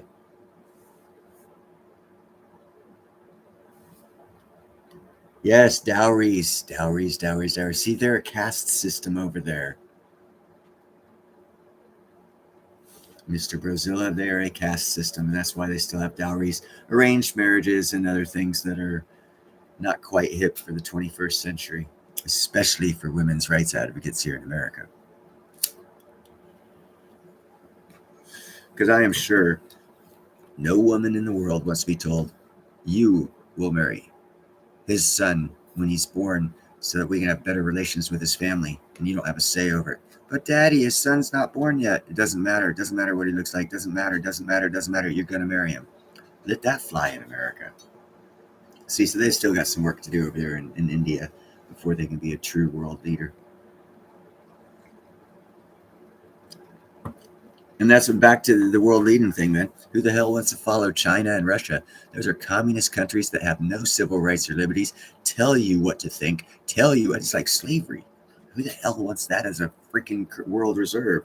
I mean, seriously, the fact that people are even thinking about it's asinine, in my opinion. Because whoever has the world reserve has the power. And if that world reserve power goes to a country that doesn't respect human rights, there's going to be a lot of dead people.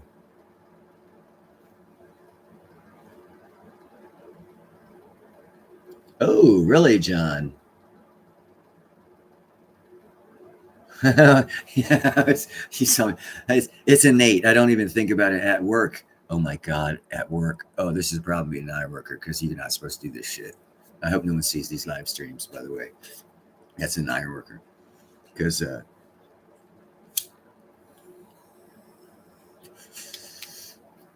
I smoke pot.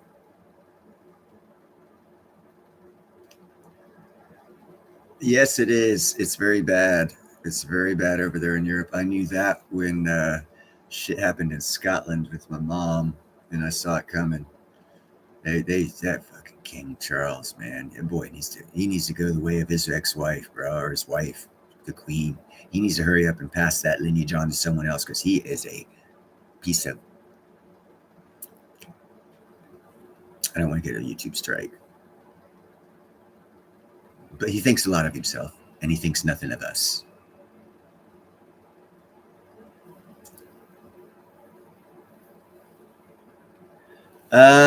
Yeah. What do you think they're doing in the Ukraine right now? Have you ever heard of the Azov Brigade? It's the neo-Nazi brigade of the Ukraine. Yeah, neo-Nazi brigade. 15,000 fighting men. They've already disbanded them and got them for war crimes and all this other shit. But that's who America's supporting with our money. Yeah, think about that when you watch CNN.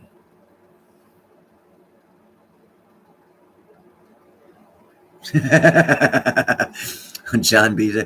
When you move to Russia, go to Siberia. They're starting a Jurassic Park there. They're actually working on recreating or genetically making a mammoth.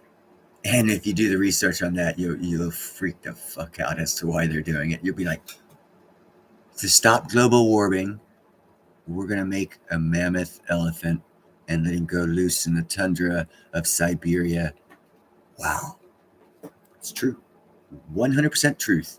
They are recreating genetic, like Betsy the cow or that sheep they cloned. They are going to make in Russia. They've got a Jurassic Park. They're building right now. They're making the mammoth, the woolly mammoth, because this is why. Global warming, obviously, has to do with everything. And the permafrost, when it melts, the amount of carbon stored underneath that permafrost is like 1,000 times worse than they thought. So they've got to keep pressing down the snow. This is scientific bullshit. I'm not lying. I watched it show 3 times because I thought it was bullshit. So they got to keep compressing down the snow, but they can't use mechanical means because that global warming, you're throwing out carbon. So they've come up with reintroducing the mammoth elephant to the tundra of Siberia so it can walk around and pat down the snow. No shit. God's honest truth. God's honest truth. No lie. No lie. And they're doing it. Weird shit, bro.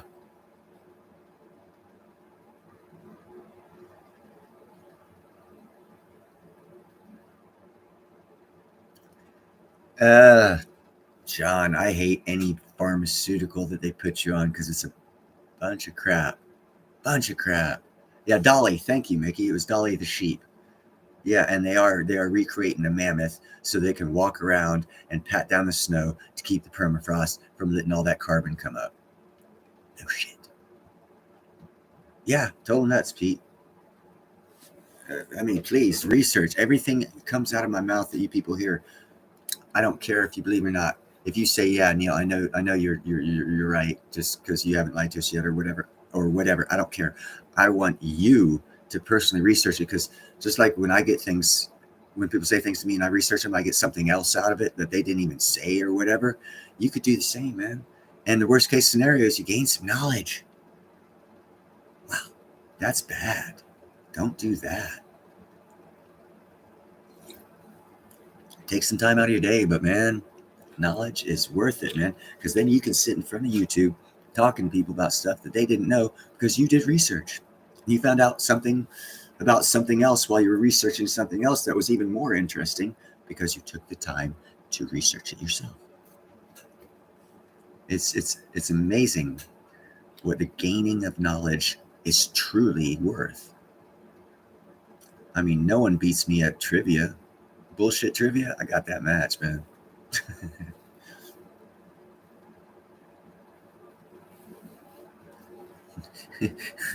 We're gonna send the Eskimos over there for them to eat. No, that's a good question. I wasn't around when the mammoth was, so I don't know what the hell they eat. I imagine just like any elephant, they eat shrubs, but they're in the snow, so yeah, what the hell do they eat up there? I don't know. No, it's cool that they're doing it, man. I just don't want to bring back T-Rex or some flying creature that can pick me up and eat me. Or those God, no, it's not a Blastosaurus. Flapterosaurus. That flying lizard with the big wings and the long beak. Its name eludes me right now. Mountain goats, unbound by gravity of thought. Yeah, speaking of those mountain goats, my God, them things can climb. Brozilla. I've actually watched. If you see any of my live streams, every now and then I'll show a live stream of me on the job site. And I'm an iron worker. I climb on the iron, I'll dance on the iron, and I'll show pictures, I'll spin around, I'll do all shit. I would never compare to a freaking goat. Them sons of bitches would make better iron workers than me. I would never attempt to go up because it's steep, a dam. I've seen pictures of goats, whole families on the side of a dam that holds back water, and they're running up and down this son of a gun. I'm like, oh, hell no. Whoa, them things are good. I mean, God is great, dude. Oh my God, I would love to have the agility and the ability of a goat, man. They are amazing creatures.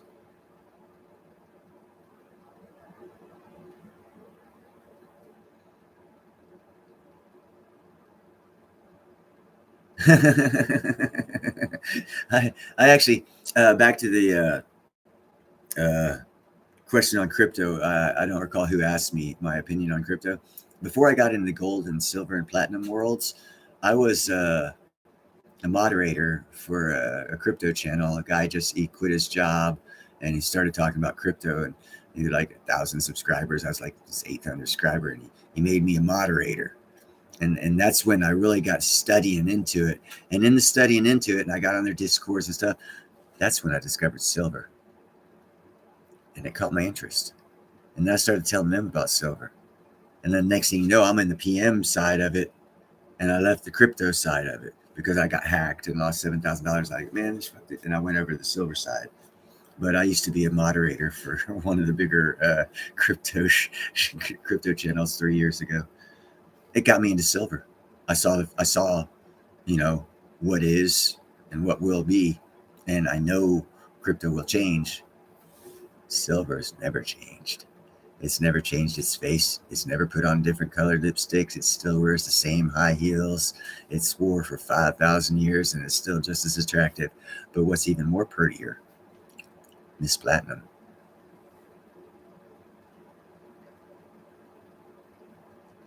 Oh, interesting. They have uneven legs. Is that what, their front legs are bigger, longer, or is their back legs? I imagine it would be their front legs that would be bigger.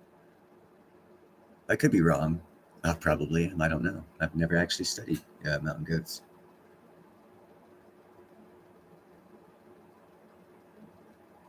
Oh yeah, most definitely want the medals at the end.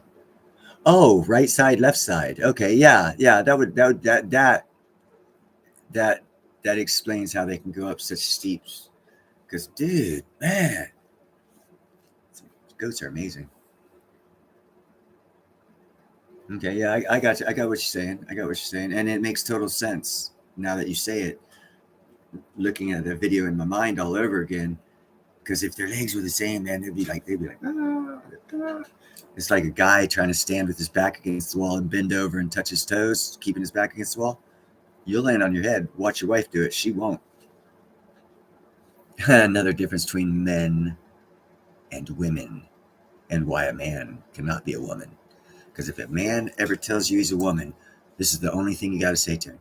Back up against the wall, put your ass, your back, your legs all up against the wall, bend over while touching the wall, and touch your toes. And if he can do it, then he is a girl. Because only girls can do it, because the way their pelvis is made. The change of center of gravity as you're bending over for men pushes us out. And we'll fucking land on our heads. If you stand up flat against a wall and try to bend over, boom, try that. As a man, you'll fall every time, guaranteed. As a woman, well, that's how you tell a man from a woman, that's for sure. If you're too drunk and you're in San Francisco and you're not quite sure what you brought home, tell them to do that. You'll figure it out. But anyhow, that's proof of the pudding that men and women are different. But I say this only because I'm like 30 miles away from the freak San Francisco show. You take care, Hong. I do appreciate the dog crap out of you showing up, brother. You have a great day, man.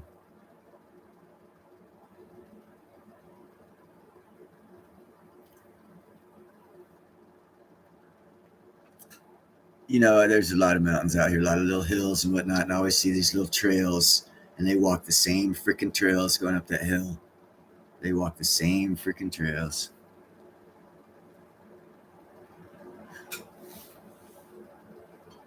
What about the information between the difference of a man and a woman by standing on a wall and bending over and touching your toes? Is that what you're talking about, Mickey? Man, I can unleash such trivial bullshit information to you guys. I know so much. Never made any money off of it. Yeah, it is cool. It is cool. I'm jealous as fuck, man, because I can throw a front snap kick. Oh, I don't know. I'm 6 foot, so I can kick. I can throw a front kick. Easy crap. Can't do the splits. And I can't stand up against the wall and bend over and touch my toes. 2 things women have that I'm jealous of.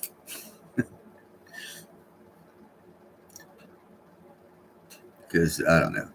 I did a lot of free climbing when I first came out here to California because they got a lot of cliffs along the ocean.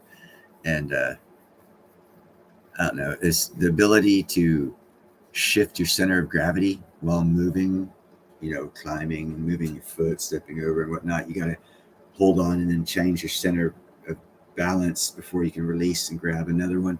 I used to love that kind of stuff. But now I got my knees hurt.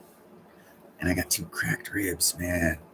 That shit hurt today at work. I had to pick up a freaking 232 welder, threw it on my shoulder after I was having a good time at work, and I forgot that I was injured. I threw that son of a bitch on my shoulder. Oh, God, that hurt. And then I sneezed. Never sneeze with cracked ribs, especially while holding heavy weight. I dropped to my knees, bro. Oh, the pain was terrible.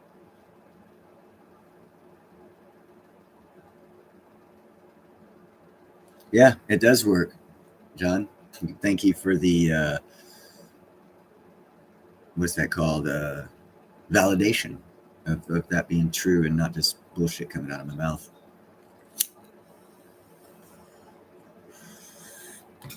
But yeah, again, I already did. Oh, Mickey, I don't know if I showed you. This was the unboxing, Mickey. I got 40 1/10 ounce silver coins.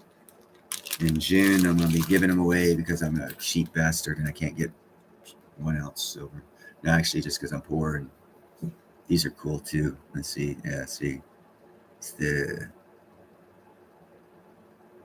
American Indian. And that size, the buffalo. It's a 1/10 ounce silver coin. I was actually hoping to wait until silver got up to 100, so that way I could be like giving out $10. But it's going to take a little while.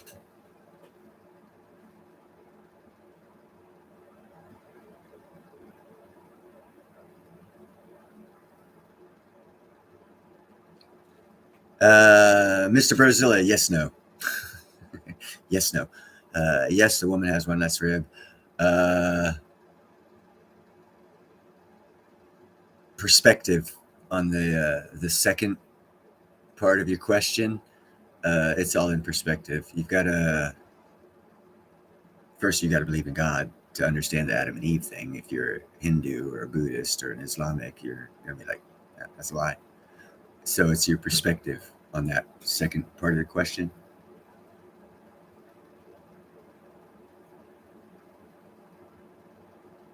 Yeah, well, 10th ounce of silver is better than no ounces of silver, right? No, Mickey? I can't compete with Financial Prepper or any of those other guys that give away 1 ounce. Sorry. I'm poor. One day I'll have some money.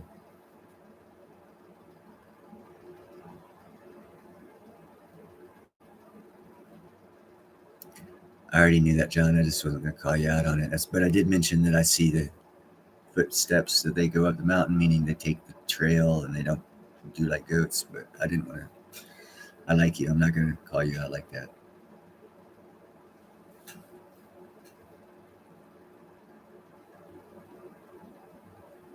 So, Mickey, when are you going to get your channel together, girl? Huh? See ya? Neil's out here with his missing teeth talking to you guys. Just don't give a crap. No offense to anybody. But this is the truth. I have to live with me. So I have to be happy with me. No offense. I don't care if you guys like me or not because I don't put onto you the power to make me happy. I make myself happy. And then I introduce myself to you being happy. I don't need you to be happy. I'm happy with myself. So I don't care what you think about me. It's not an offensive thing. I appreciate the good words and stuff, but the bad words, I don't care because it's not going to change who I am and it's not going to affect me negatively because of perspective. And in my perspective, I refuse to allow someone else to affect my life negatively. Perspective.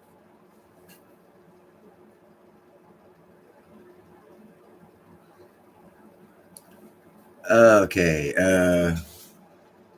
Let's see. Where's my phone? I'm going to have to turn my light on and it's going to screw you guys up a little bit, but I got to find my phone. Whoa. See, I told you it was going to screw you up. Oh, damn. Maybe I'll just turn this one on. There we go. Yeah, that's a little better. All right, let me show you how I do it here, girl, on my phone. I don't know if it works this way on your phone. Right now, actually, my phone's not cooperating. What I do is I go to the camera and let's say we'll make a video of my cat over there, Ginger, right there, looking out the window.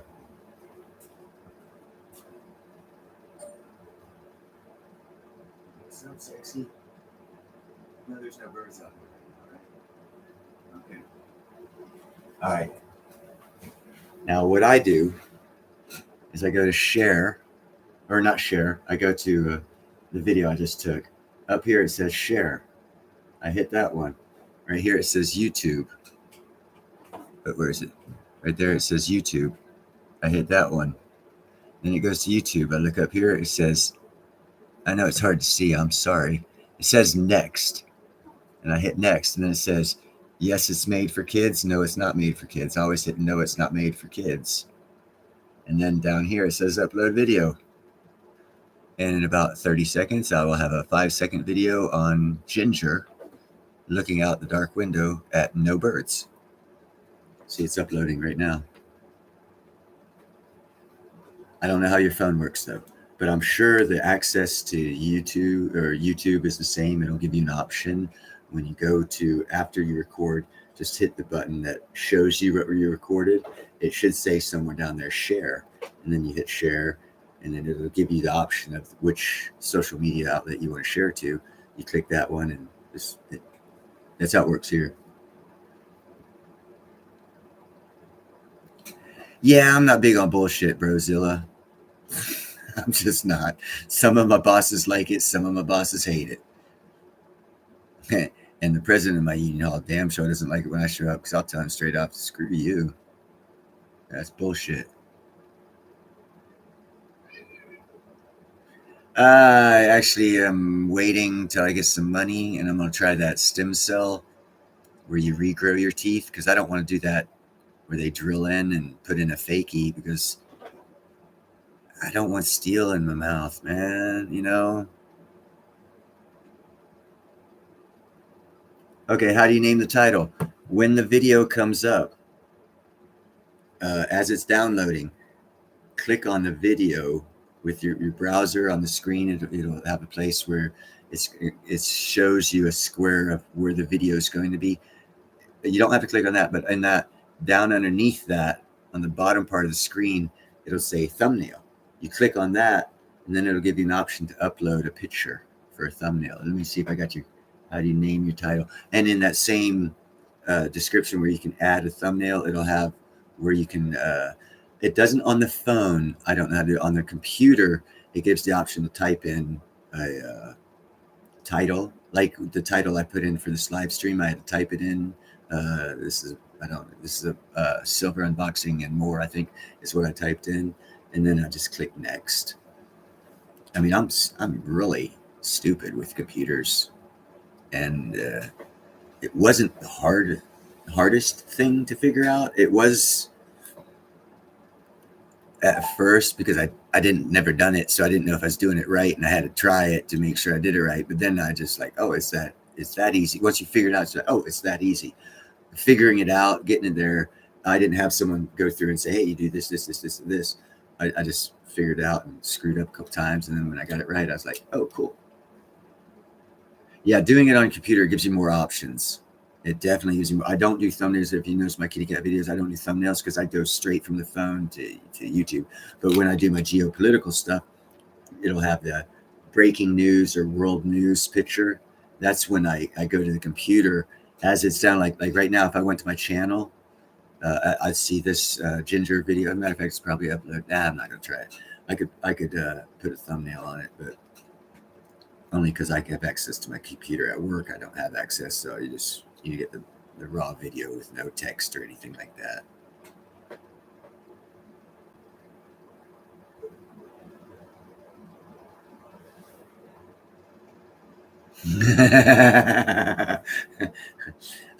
I like the old days when you got pissed off that it took so goddamn long to dial because you had to wait for the zero to go 5, 2, 9, 6, 2.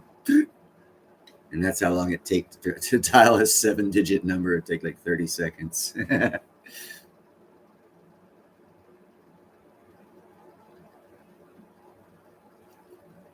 Oh, really? That's interesting, JM, because no, you're right. The shorts, you're 100% correct. My bad. Now, yes, the shorts, you cannot do that for. Shorts, I think, are 30 or 45 seconds or less. There's a time limit on the difference. I know it's a minute at least. It could be a little less than that, but a couple of my kitty cat videos that go over a minute, it's like a regular video, and I can do thumbnail, I can do type in a title and all this other stuff. But on the shorts, you are 100% correct, JM. You cannot do that, and you know that too because you do a lot of shorts. Paul, so no, it was rotary phone, Mr. Brozilla, rotary phone, where you take it had their matter of fact, I think I have one. I have somewhere around here an old, like a 1940s phone.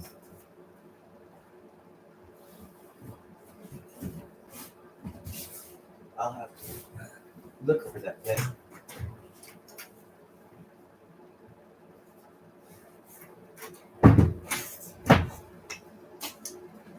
I can't find it right now, but I will look for it. I have a 1940s hang on the wall rotary phone that's got the little thing you take over and the speaker in the ear, and it's got the other thing here, and you do.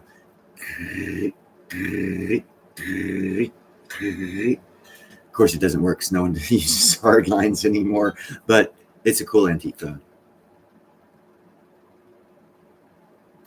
Oh, okay, John, you got me on that one, bro. Pulse phones, I know nothing about that. Excuse me, Brozilla and John.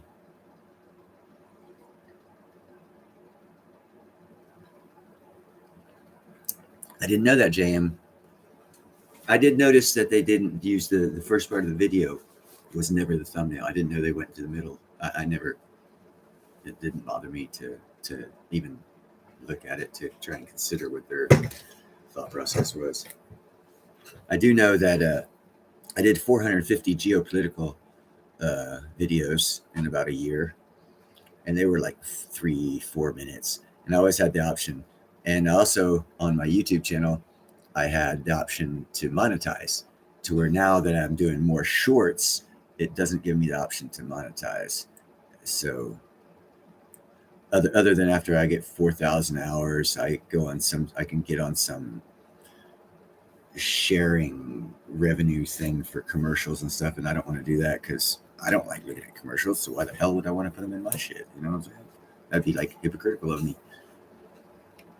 And I'm not doing this for money anyhow. I don't know. Actually, the only reason I'm doing this is to inform people about platinum and other things that I know of that I can't take advantage of. And even if I could, I'd still try and inform people because you become a better person when you help others, basically. You might not get billions of dollars, $1 million, you might not even get $1, but you might sleep better. I don't know. I was just raised to, be kind, helpful, and grateful.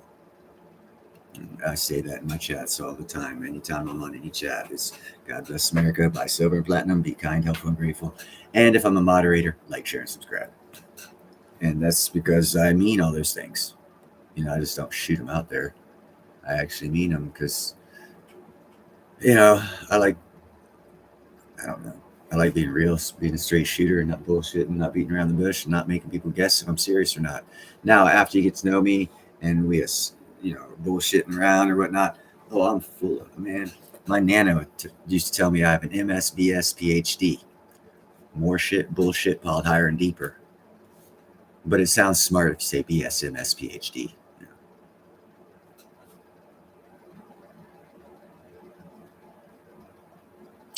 Yeah, JM, on the shorts, I'm really not that interested in. Again, I'm not looking to monetize, so I'm just, I see something, I just, my cat's doing something stupid.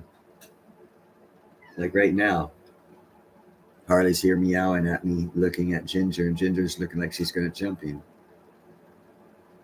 It didn't happen, but if it would have happened, it would have been a good YouTube short. And, I'll just catch that and throw it up there.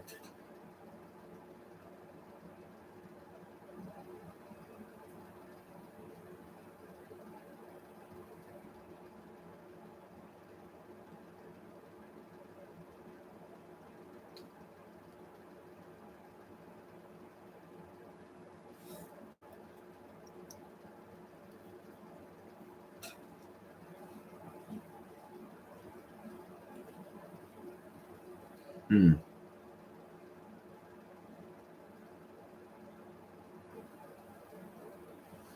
Well, yeah, John, if you hear coins all day, they definitely have different pitches.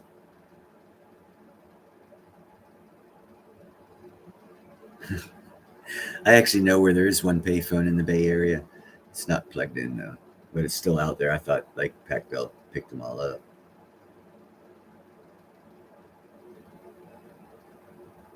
Yes, it is. It's already 11 o'clock, 11:20 or 12:20 if you're on the East Coast. You have yourself a good evening, Mickey. Thank you for stopping by. I appreciate it. I'm actually probably going to call this too because I got to go to work tomorrow, which means I got to wake up at 4:30, and it is almost 9:30 now. So I'll be calling it here shortly. JM, what were some of those questions you was asking me to do a show on last night on your show?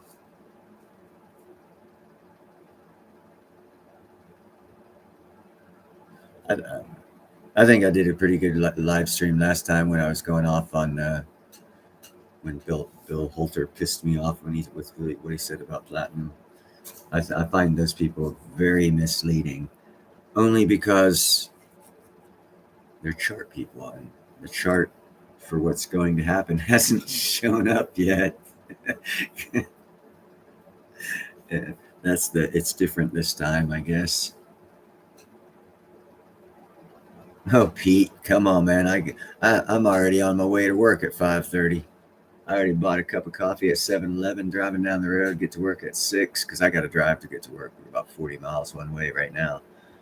Although I did have to drive 100 miles on Monday because I had to go to Santa Cruz and I had to wake up at 3:30 and leave at 4 so I could get there at 6:30, and the job didn't start till 8. But had I waited later, I'd had to drive through about 7 million people trying to go to work, and it probably would have taken 4 more hours. So I had to leave early. Yeah, you're East Coast time, John. 12:20, yeah, because it's 9:20 here. Opposite coasts.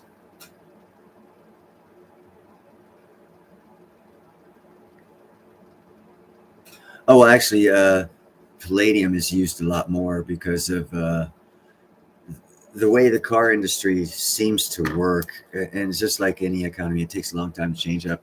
At one point in time, palladium was cheaper than platinum, and the car industry changed from majority platinum use to palladium. And then, of course, lobbying went on and some other shit went on, I'm sure, because palladium went up more than platinum, but they didn't shift. But I did a video end of last year where the car industry actually came out and stated they're going to be shifting back to using more platinum over palladium because of the price differential. Because palladium's like 1900 an ounce, and platinum was at the time it was like 800 an ounce.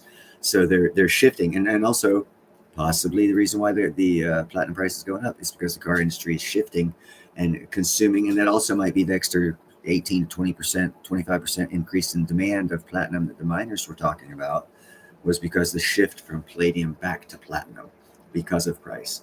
That's what's happening in the car industry. Uh, and Cummins Diesel and Toyota going to hybrid hydrogen diesel or hydrogen electric engines are going to use more platinum as well, not palladium, because the catalyst needing to be used from hydrogen to electric and hydrogen and diesel to make power, this is going to have to be platinum. It won't be palladium because it has nothing to do with the exhaust system and catalytic converters. What everyone thinks is popular about platinum for some reason, because in reality, platinum dropped in price before the catalytic converter ever came around, and it's never recovered. But that was before the catalytic converter. So every time I have conversations with people, oh, platinum, yeah, it's a catalytic converter. That's the bullshit lie they told you. That's when I know you don't know anything, when you give me that excuse. Because first off, in 1920, platinum was $40 and gold was $20. There were no catalytic converters. Why was it twice the price of gold before the catalytic converter? Now it's half the price of gold after they need more of it. What? That just gets me. But anyhow, let me get back to the chat here. Oh god, yeah, fuck 4 a.m. burns you out big time, dude. Big time. Actually, a couple of years ago, I started limiting the amount of miles I'll drive one way to a job, and of course, my job opportunities dropped. But man, I'm putting in 15 hours to get paid 8. Fuck that. I don't know if palladium's used for diesel, John, because I'm not a big palladium guy. I do know that it would be stupid for them. No, I actually no. They're both the platinum group metals, so they probably have the same. I don't know much about palladium to really, truthfully, honestly answer that question. So I'm going to give you, off the top of my head, uh, thoughts about it. They're both platinum group metals, so they probably have the same uh, characteristics when used. So, isn't palladium used for diesels? I imagine maybe somewhere in the engine there could be a use. I really don't know. It would be interesting to find out though, because if it is used in diesel engines, palladium's fixing to drop. Sell every fucking bit you got because Cummins Diesel quit making a pure diesel engine. They've stopped. They're making the new hybrid hydrogen diesel engines, and those use platinum.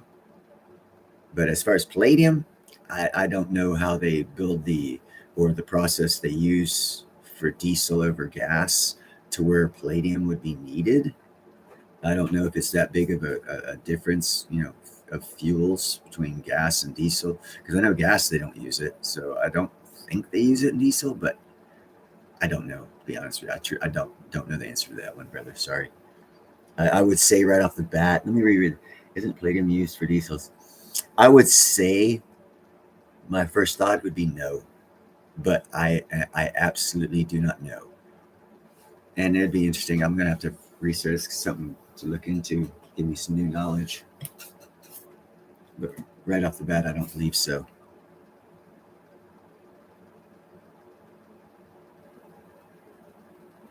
Fuck. Google it real quick. Let's see, guys. Is palladium used in diesel engines?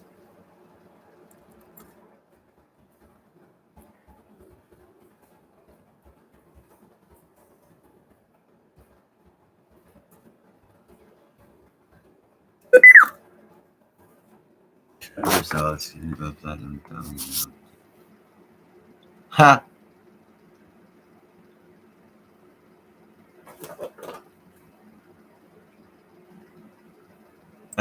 Interesting.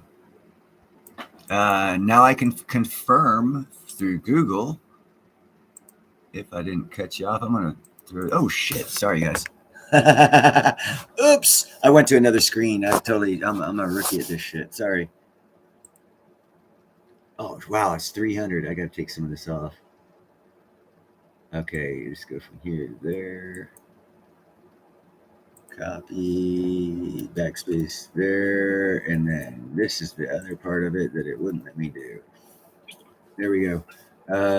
Platinum is a dominant metal for diesel engines. Catalytic converters operates at high temperatures, and exhaust contains sulfurous oxides. Palladium is the least useful, the least useful in the presence of OS or SOx, and is the only used in petrol engines. Petrol does not contain significant amounts of sulfur. So that's a big no. It's not used in diesel engines. It's actually used in gas engines. That I did not know. Or petrol. It's English word for gas.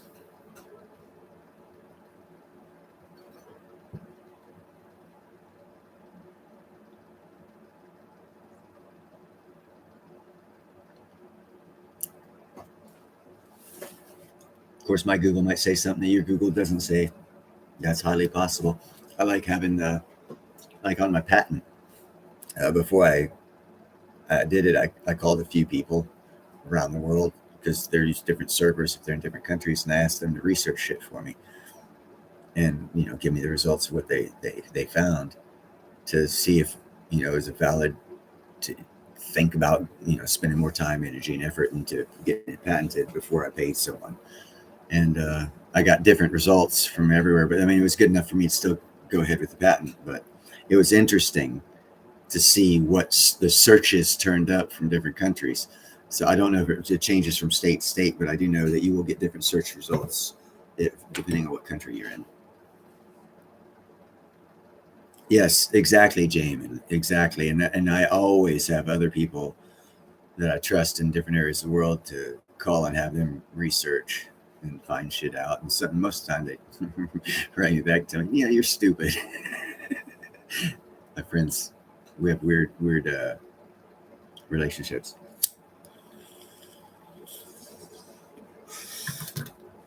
We will not waste a second to tell one another if they're fucking nuts or if they think stupid or if it's a great idea. But definitely, if we're nuts, that's one of them.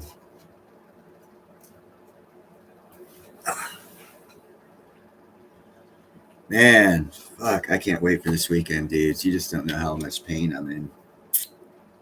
That's why I'm actually smoking weed right now. I got these two right here are cracked. Right there, too. It's like lifting, doing anything. Fuck. On the job site, we got a little 3.5 foot freaking wall. It's just high enough to where I have to use my upper body to boost myself up. Every time I had to go over that wall, I almost cried today. Hey, you take care, JM, and I'll see you on your next live stream, brother. And everyone make sure to subscribe to JM. He's got some cool dog videos. Also does karaoke and is in collaboration with other people now. I think maybe trying something new. I don't know. I haven't watched that much of you. I do know you do the dog and the karaoke thing. I've been in those live streams. Not dogs. You don't do dog live streams, but I mean, I've seen those and been on your live streams.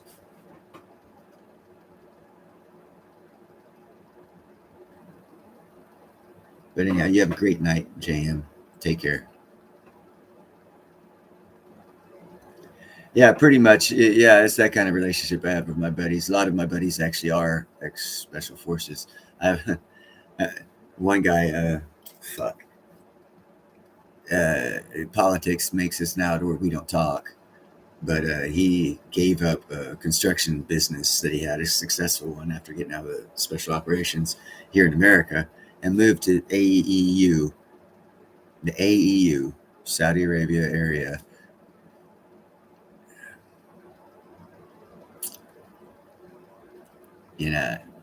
So I was like, man, what are you doing? But that's my personal beliefs and his personal beliefs. But his wife and I still chat, but he and I don't chat.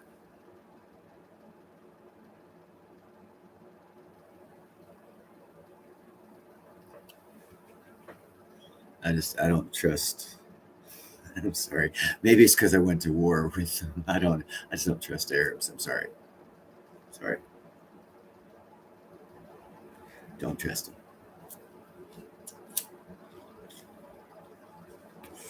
And I'll give you a Winston Churchill quote.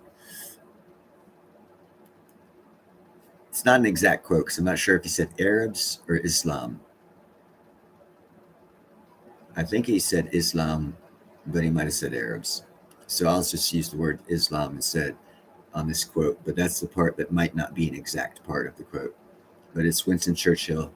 He said, Islam is very concerned about minority rights until they're in control, and then there is no minority rights.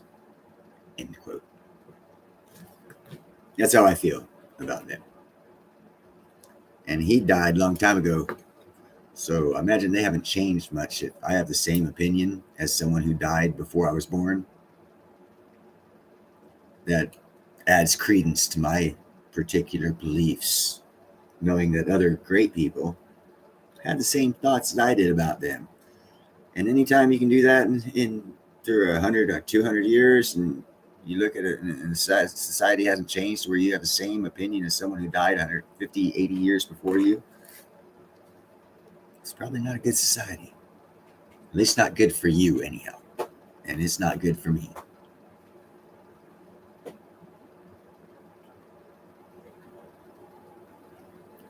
Oh yeah, back in 91. Yeah, I was called. I served from 85 to 87 as a special operations a field medic, basically, uh, expert combat medical badge, all this other stuff. Obstacle courses, carrying litters and bodies and stuff. You had to go through fake fire, and it's kind of fun stuff. And I got out in '87 because Congress changed the GI Bill. I signed up for 4-to-1, which means I put in $1, they put in 4 for college, and they changed that to 3-to-1, and I had to re-sign my contract. And I'd already got my medical training and shit. I was like, fuck this, man. I don't like taking orders anyhow. So, I already got all my AIT and all my special training in. Cut me loose. I'll take an honorable discharge and I'll go work in the civilian world. So they cut me loose after 2 years, actually 18 months, I think it was. I wasn't totally finished with all the training. So I got out, got an honorable discharge, tried the medical field in civilian world, freaking hated it. I've never done medical since. So I hated it so much. But then back in 91, like almost 4 years after I was out, I was just fiddle farting around still. I was like 23. I didn't know my head from a hole in the ground. I'm still partying, having a good time and shit. I come home from this. I had a stock job at Lucky's grocery store. So, we work nights. So I come home and I see this letter. It was February 7th, 1991. And I was tired as freaking hell. So I see this letter. It says DOD. And I mean, everyone was watching the news. And so I was like, oh, fuck. I knew they were going to call me back. So I said, I'm going to get some sleep and have a good night's sleep before I read this letter. So I went to bed, woke up, read the letter. You have been reactivated or recalled to active duty service. Now, here's the kicker. I got an honorable discharge because of breach of contract. They had no legal right to call me back. I was not as knowledgeable then as I am now.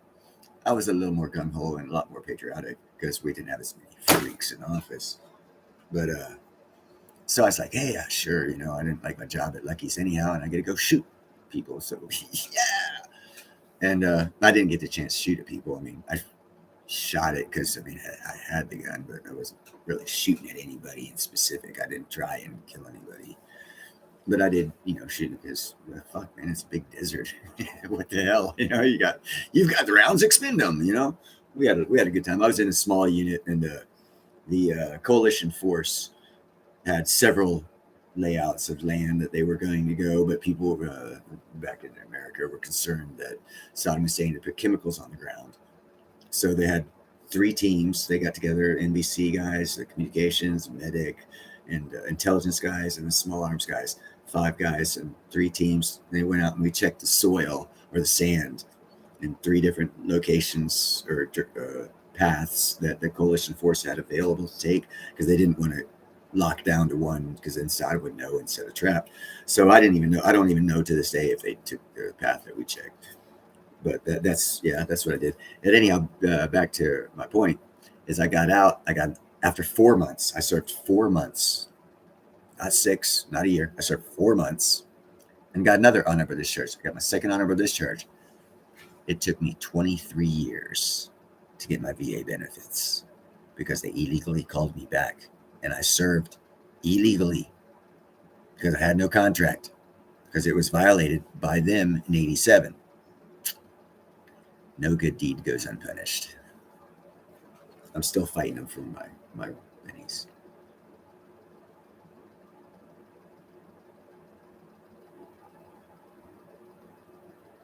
Hey, thanks, Brazilla. No, it was Desert Sword. Desert Shield.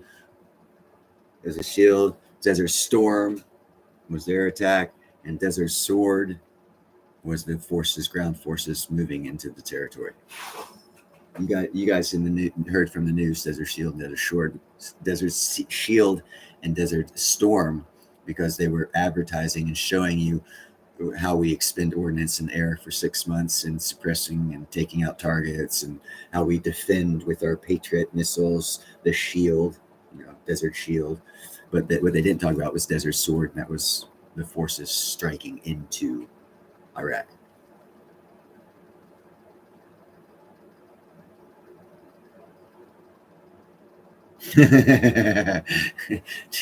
I worked on myself too, John. Great thing about being a medic, you don't have to tell anyone. Well, unless you're hurt too bad and you need help. No, it's come in great handy. The combat medic, man. I was trained like a physician's assistant in the private world but I wasn't licensed or certified to do that type of work in the private world. The private world, I could barely get a freaking paramedic job. In the freaking Army, I was basically an RN with field surgery. Yeah, I could do minor field cricothyroid tracheotomies. I could administer morphine. I could give oh shit, what's that drug for NBC nuclear biological chemical? It's atropine and one other drug I could give. So I had qualifications of a physician's assistant for the drug part and a couple of the minor surgery parts that we do. Because all you do as a special as a first responder in a war is you stabilize the patient. You don't try to save them. I mean, you just stabilize them because you can't save them. You don't have what it takes to save them. So you stabilize them to the point where they can get transferred to a mass unit or a mobile hospital or whatever's closest. You stabilize them, get them out of the battle. They go get the medical help. You're not like healing them. You're not doing it. I mean, I could do tourniquets. Doctors are the only ones allowed to do tourniquets. I could do tourniquets, so. And then I get out and I have no qualifications because I don't have English, math, science, and 3 electives. So none of it's good. And I hated the medical field anyhow. I mean, I like doing that. I like Army medicine. That was fun. I didn't like civilian medicine. That was bullshit. To this day, it's still bullshit because doctors don't hold the hypocritical oath.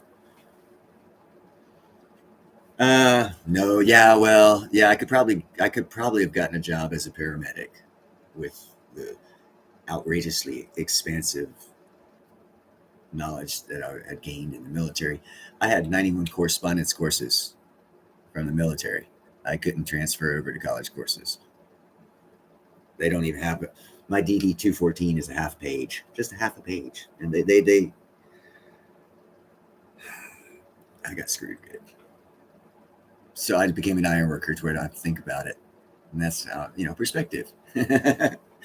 Yeah, I have almost 4 years of college to be a doctor, but can't use any of it. Yeah. But anyhow, on to happier things. I got 2 cracked ribs. That's better than talking about the military. No, I did not like the military. I hate the military. I don't like taking orders. And in case you ask, I don't like taking orders.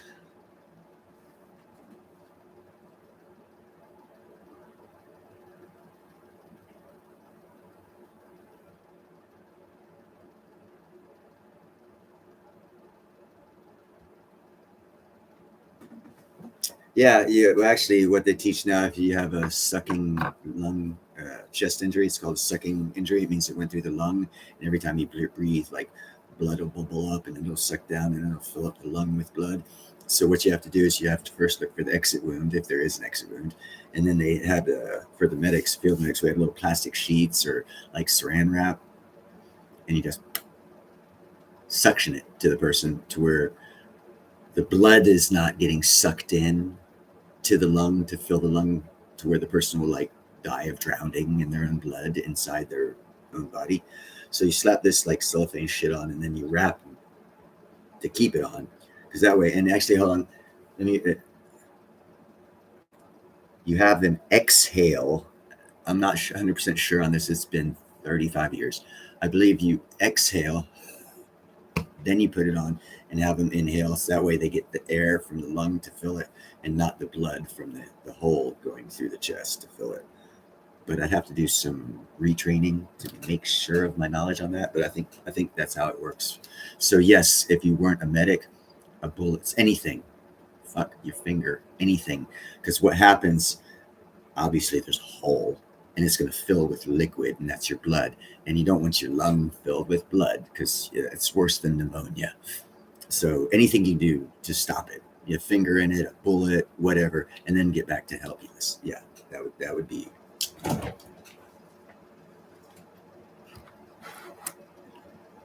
That was Gandalf attacking something in the window.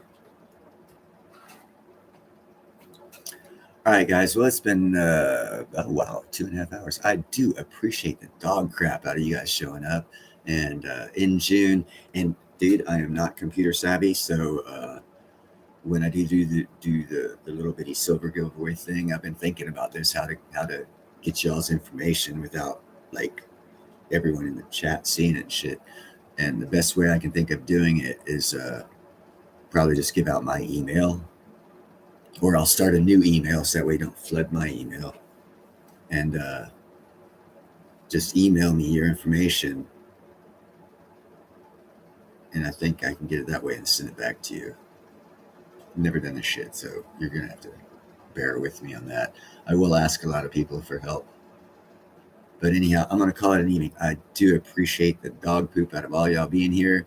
I hope you got a little bit of knowledge on it. I hope that more than that, I hope that you became intrigued enough with some of the stuff I said to want to research it yourself because it intrigued you, and you gain knowledge from self-research on whatever subject I talked about that intrigues you.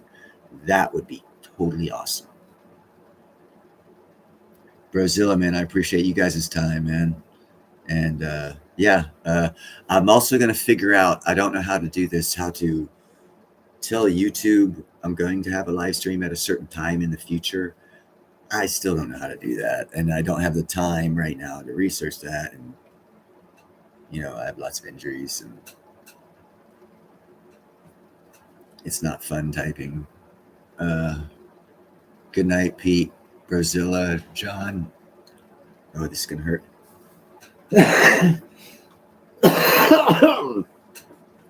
Oh, yeah.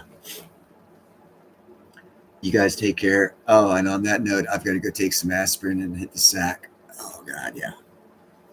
I love each and every one of you. I'm not gay, not in that way. But I appreciate each and every one of you being here and taking your time to be with me. And again, I hope that it's something I said clicks with you and you want to research more. And in your research, you gain knowledge about other things that make you want to gain more knowledge. Because of anything else, if you don't buy silver or platinum, I want you to get the knowledge bug.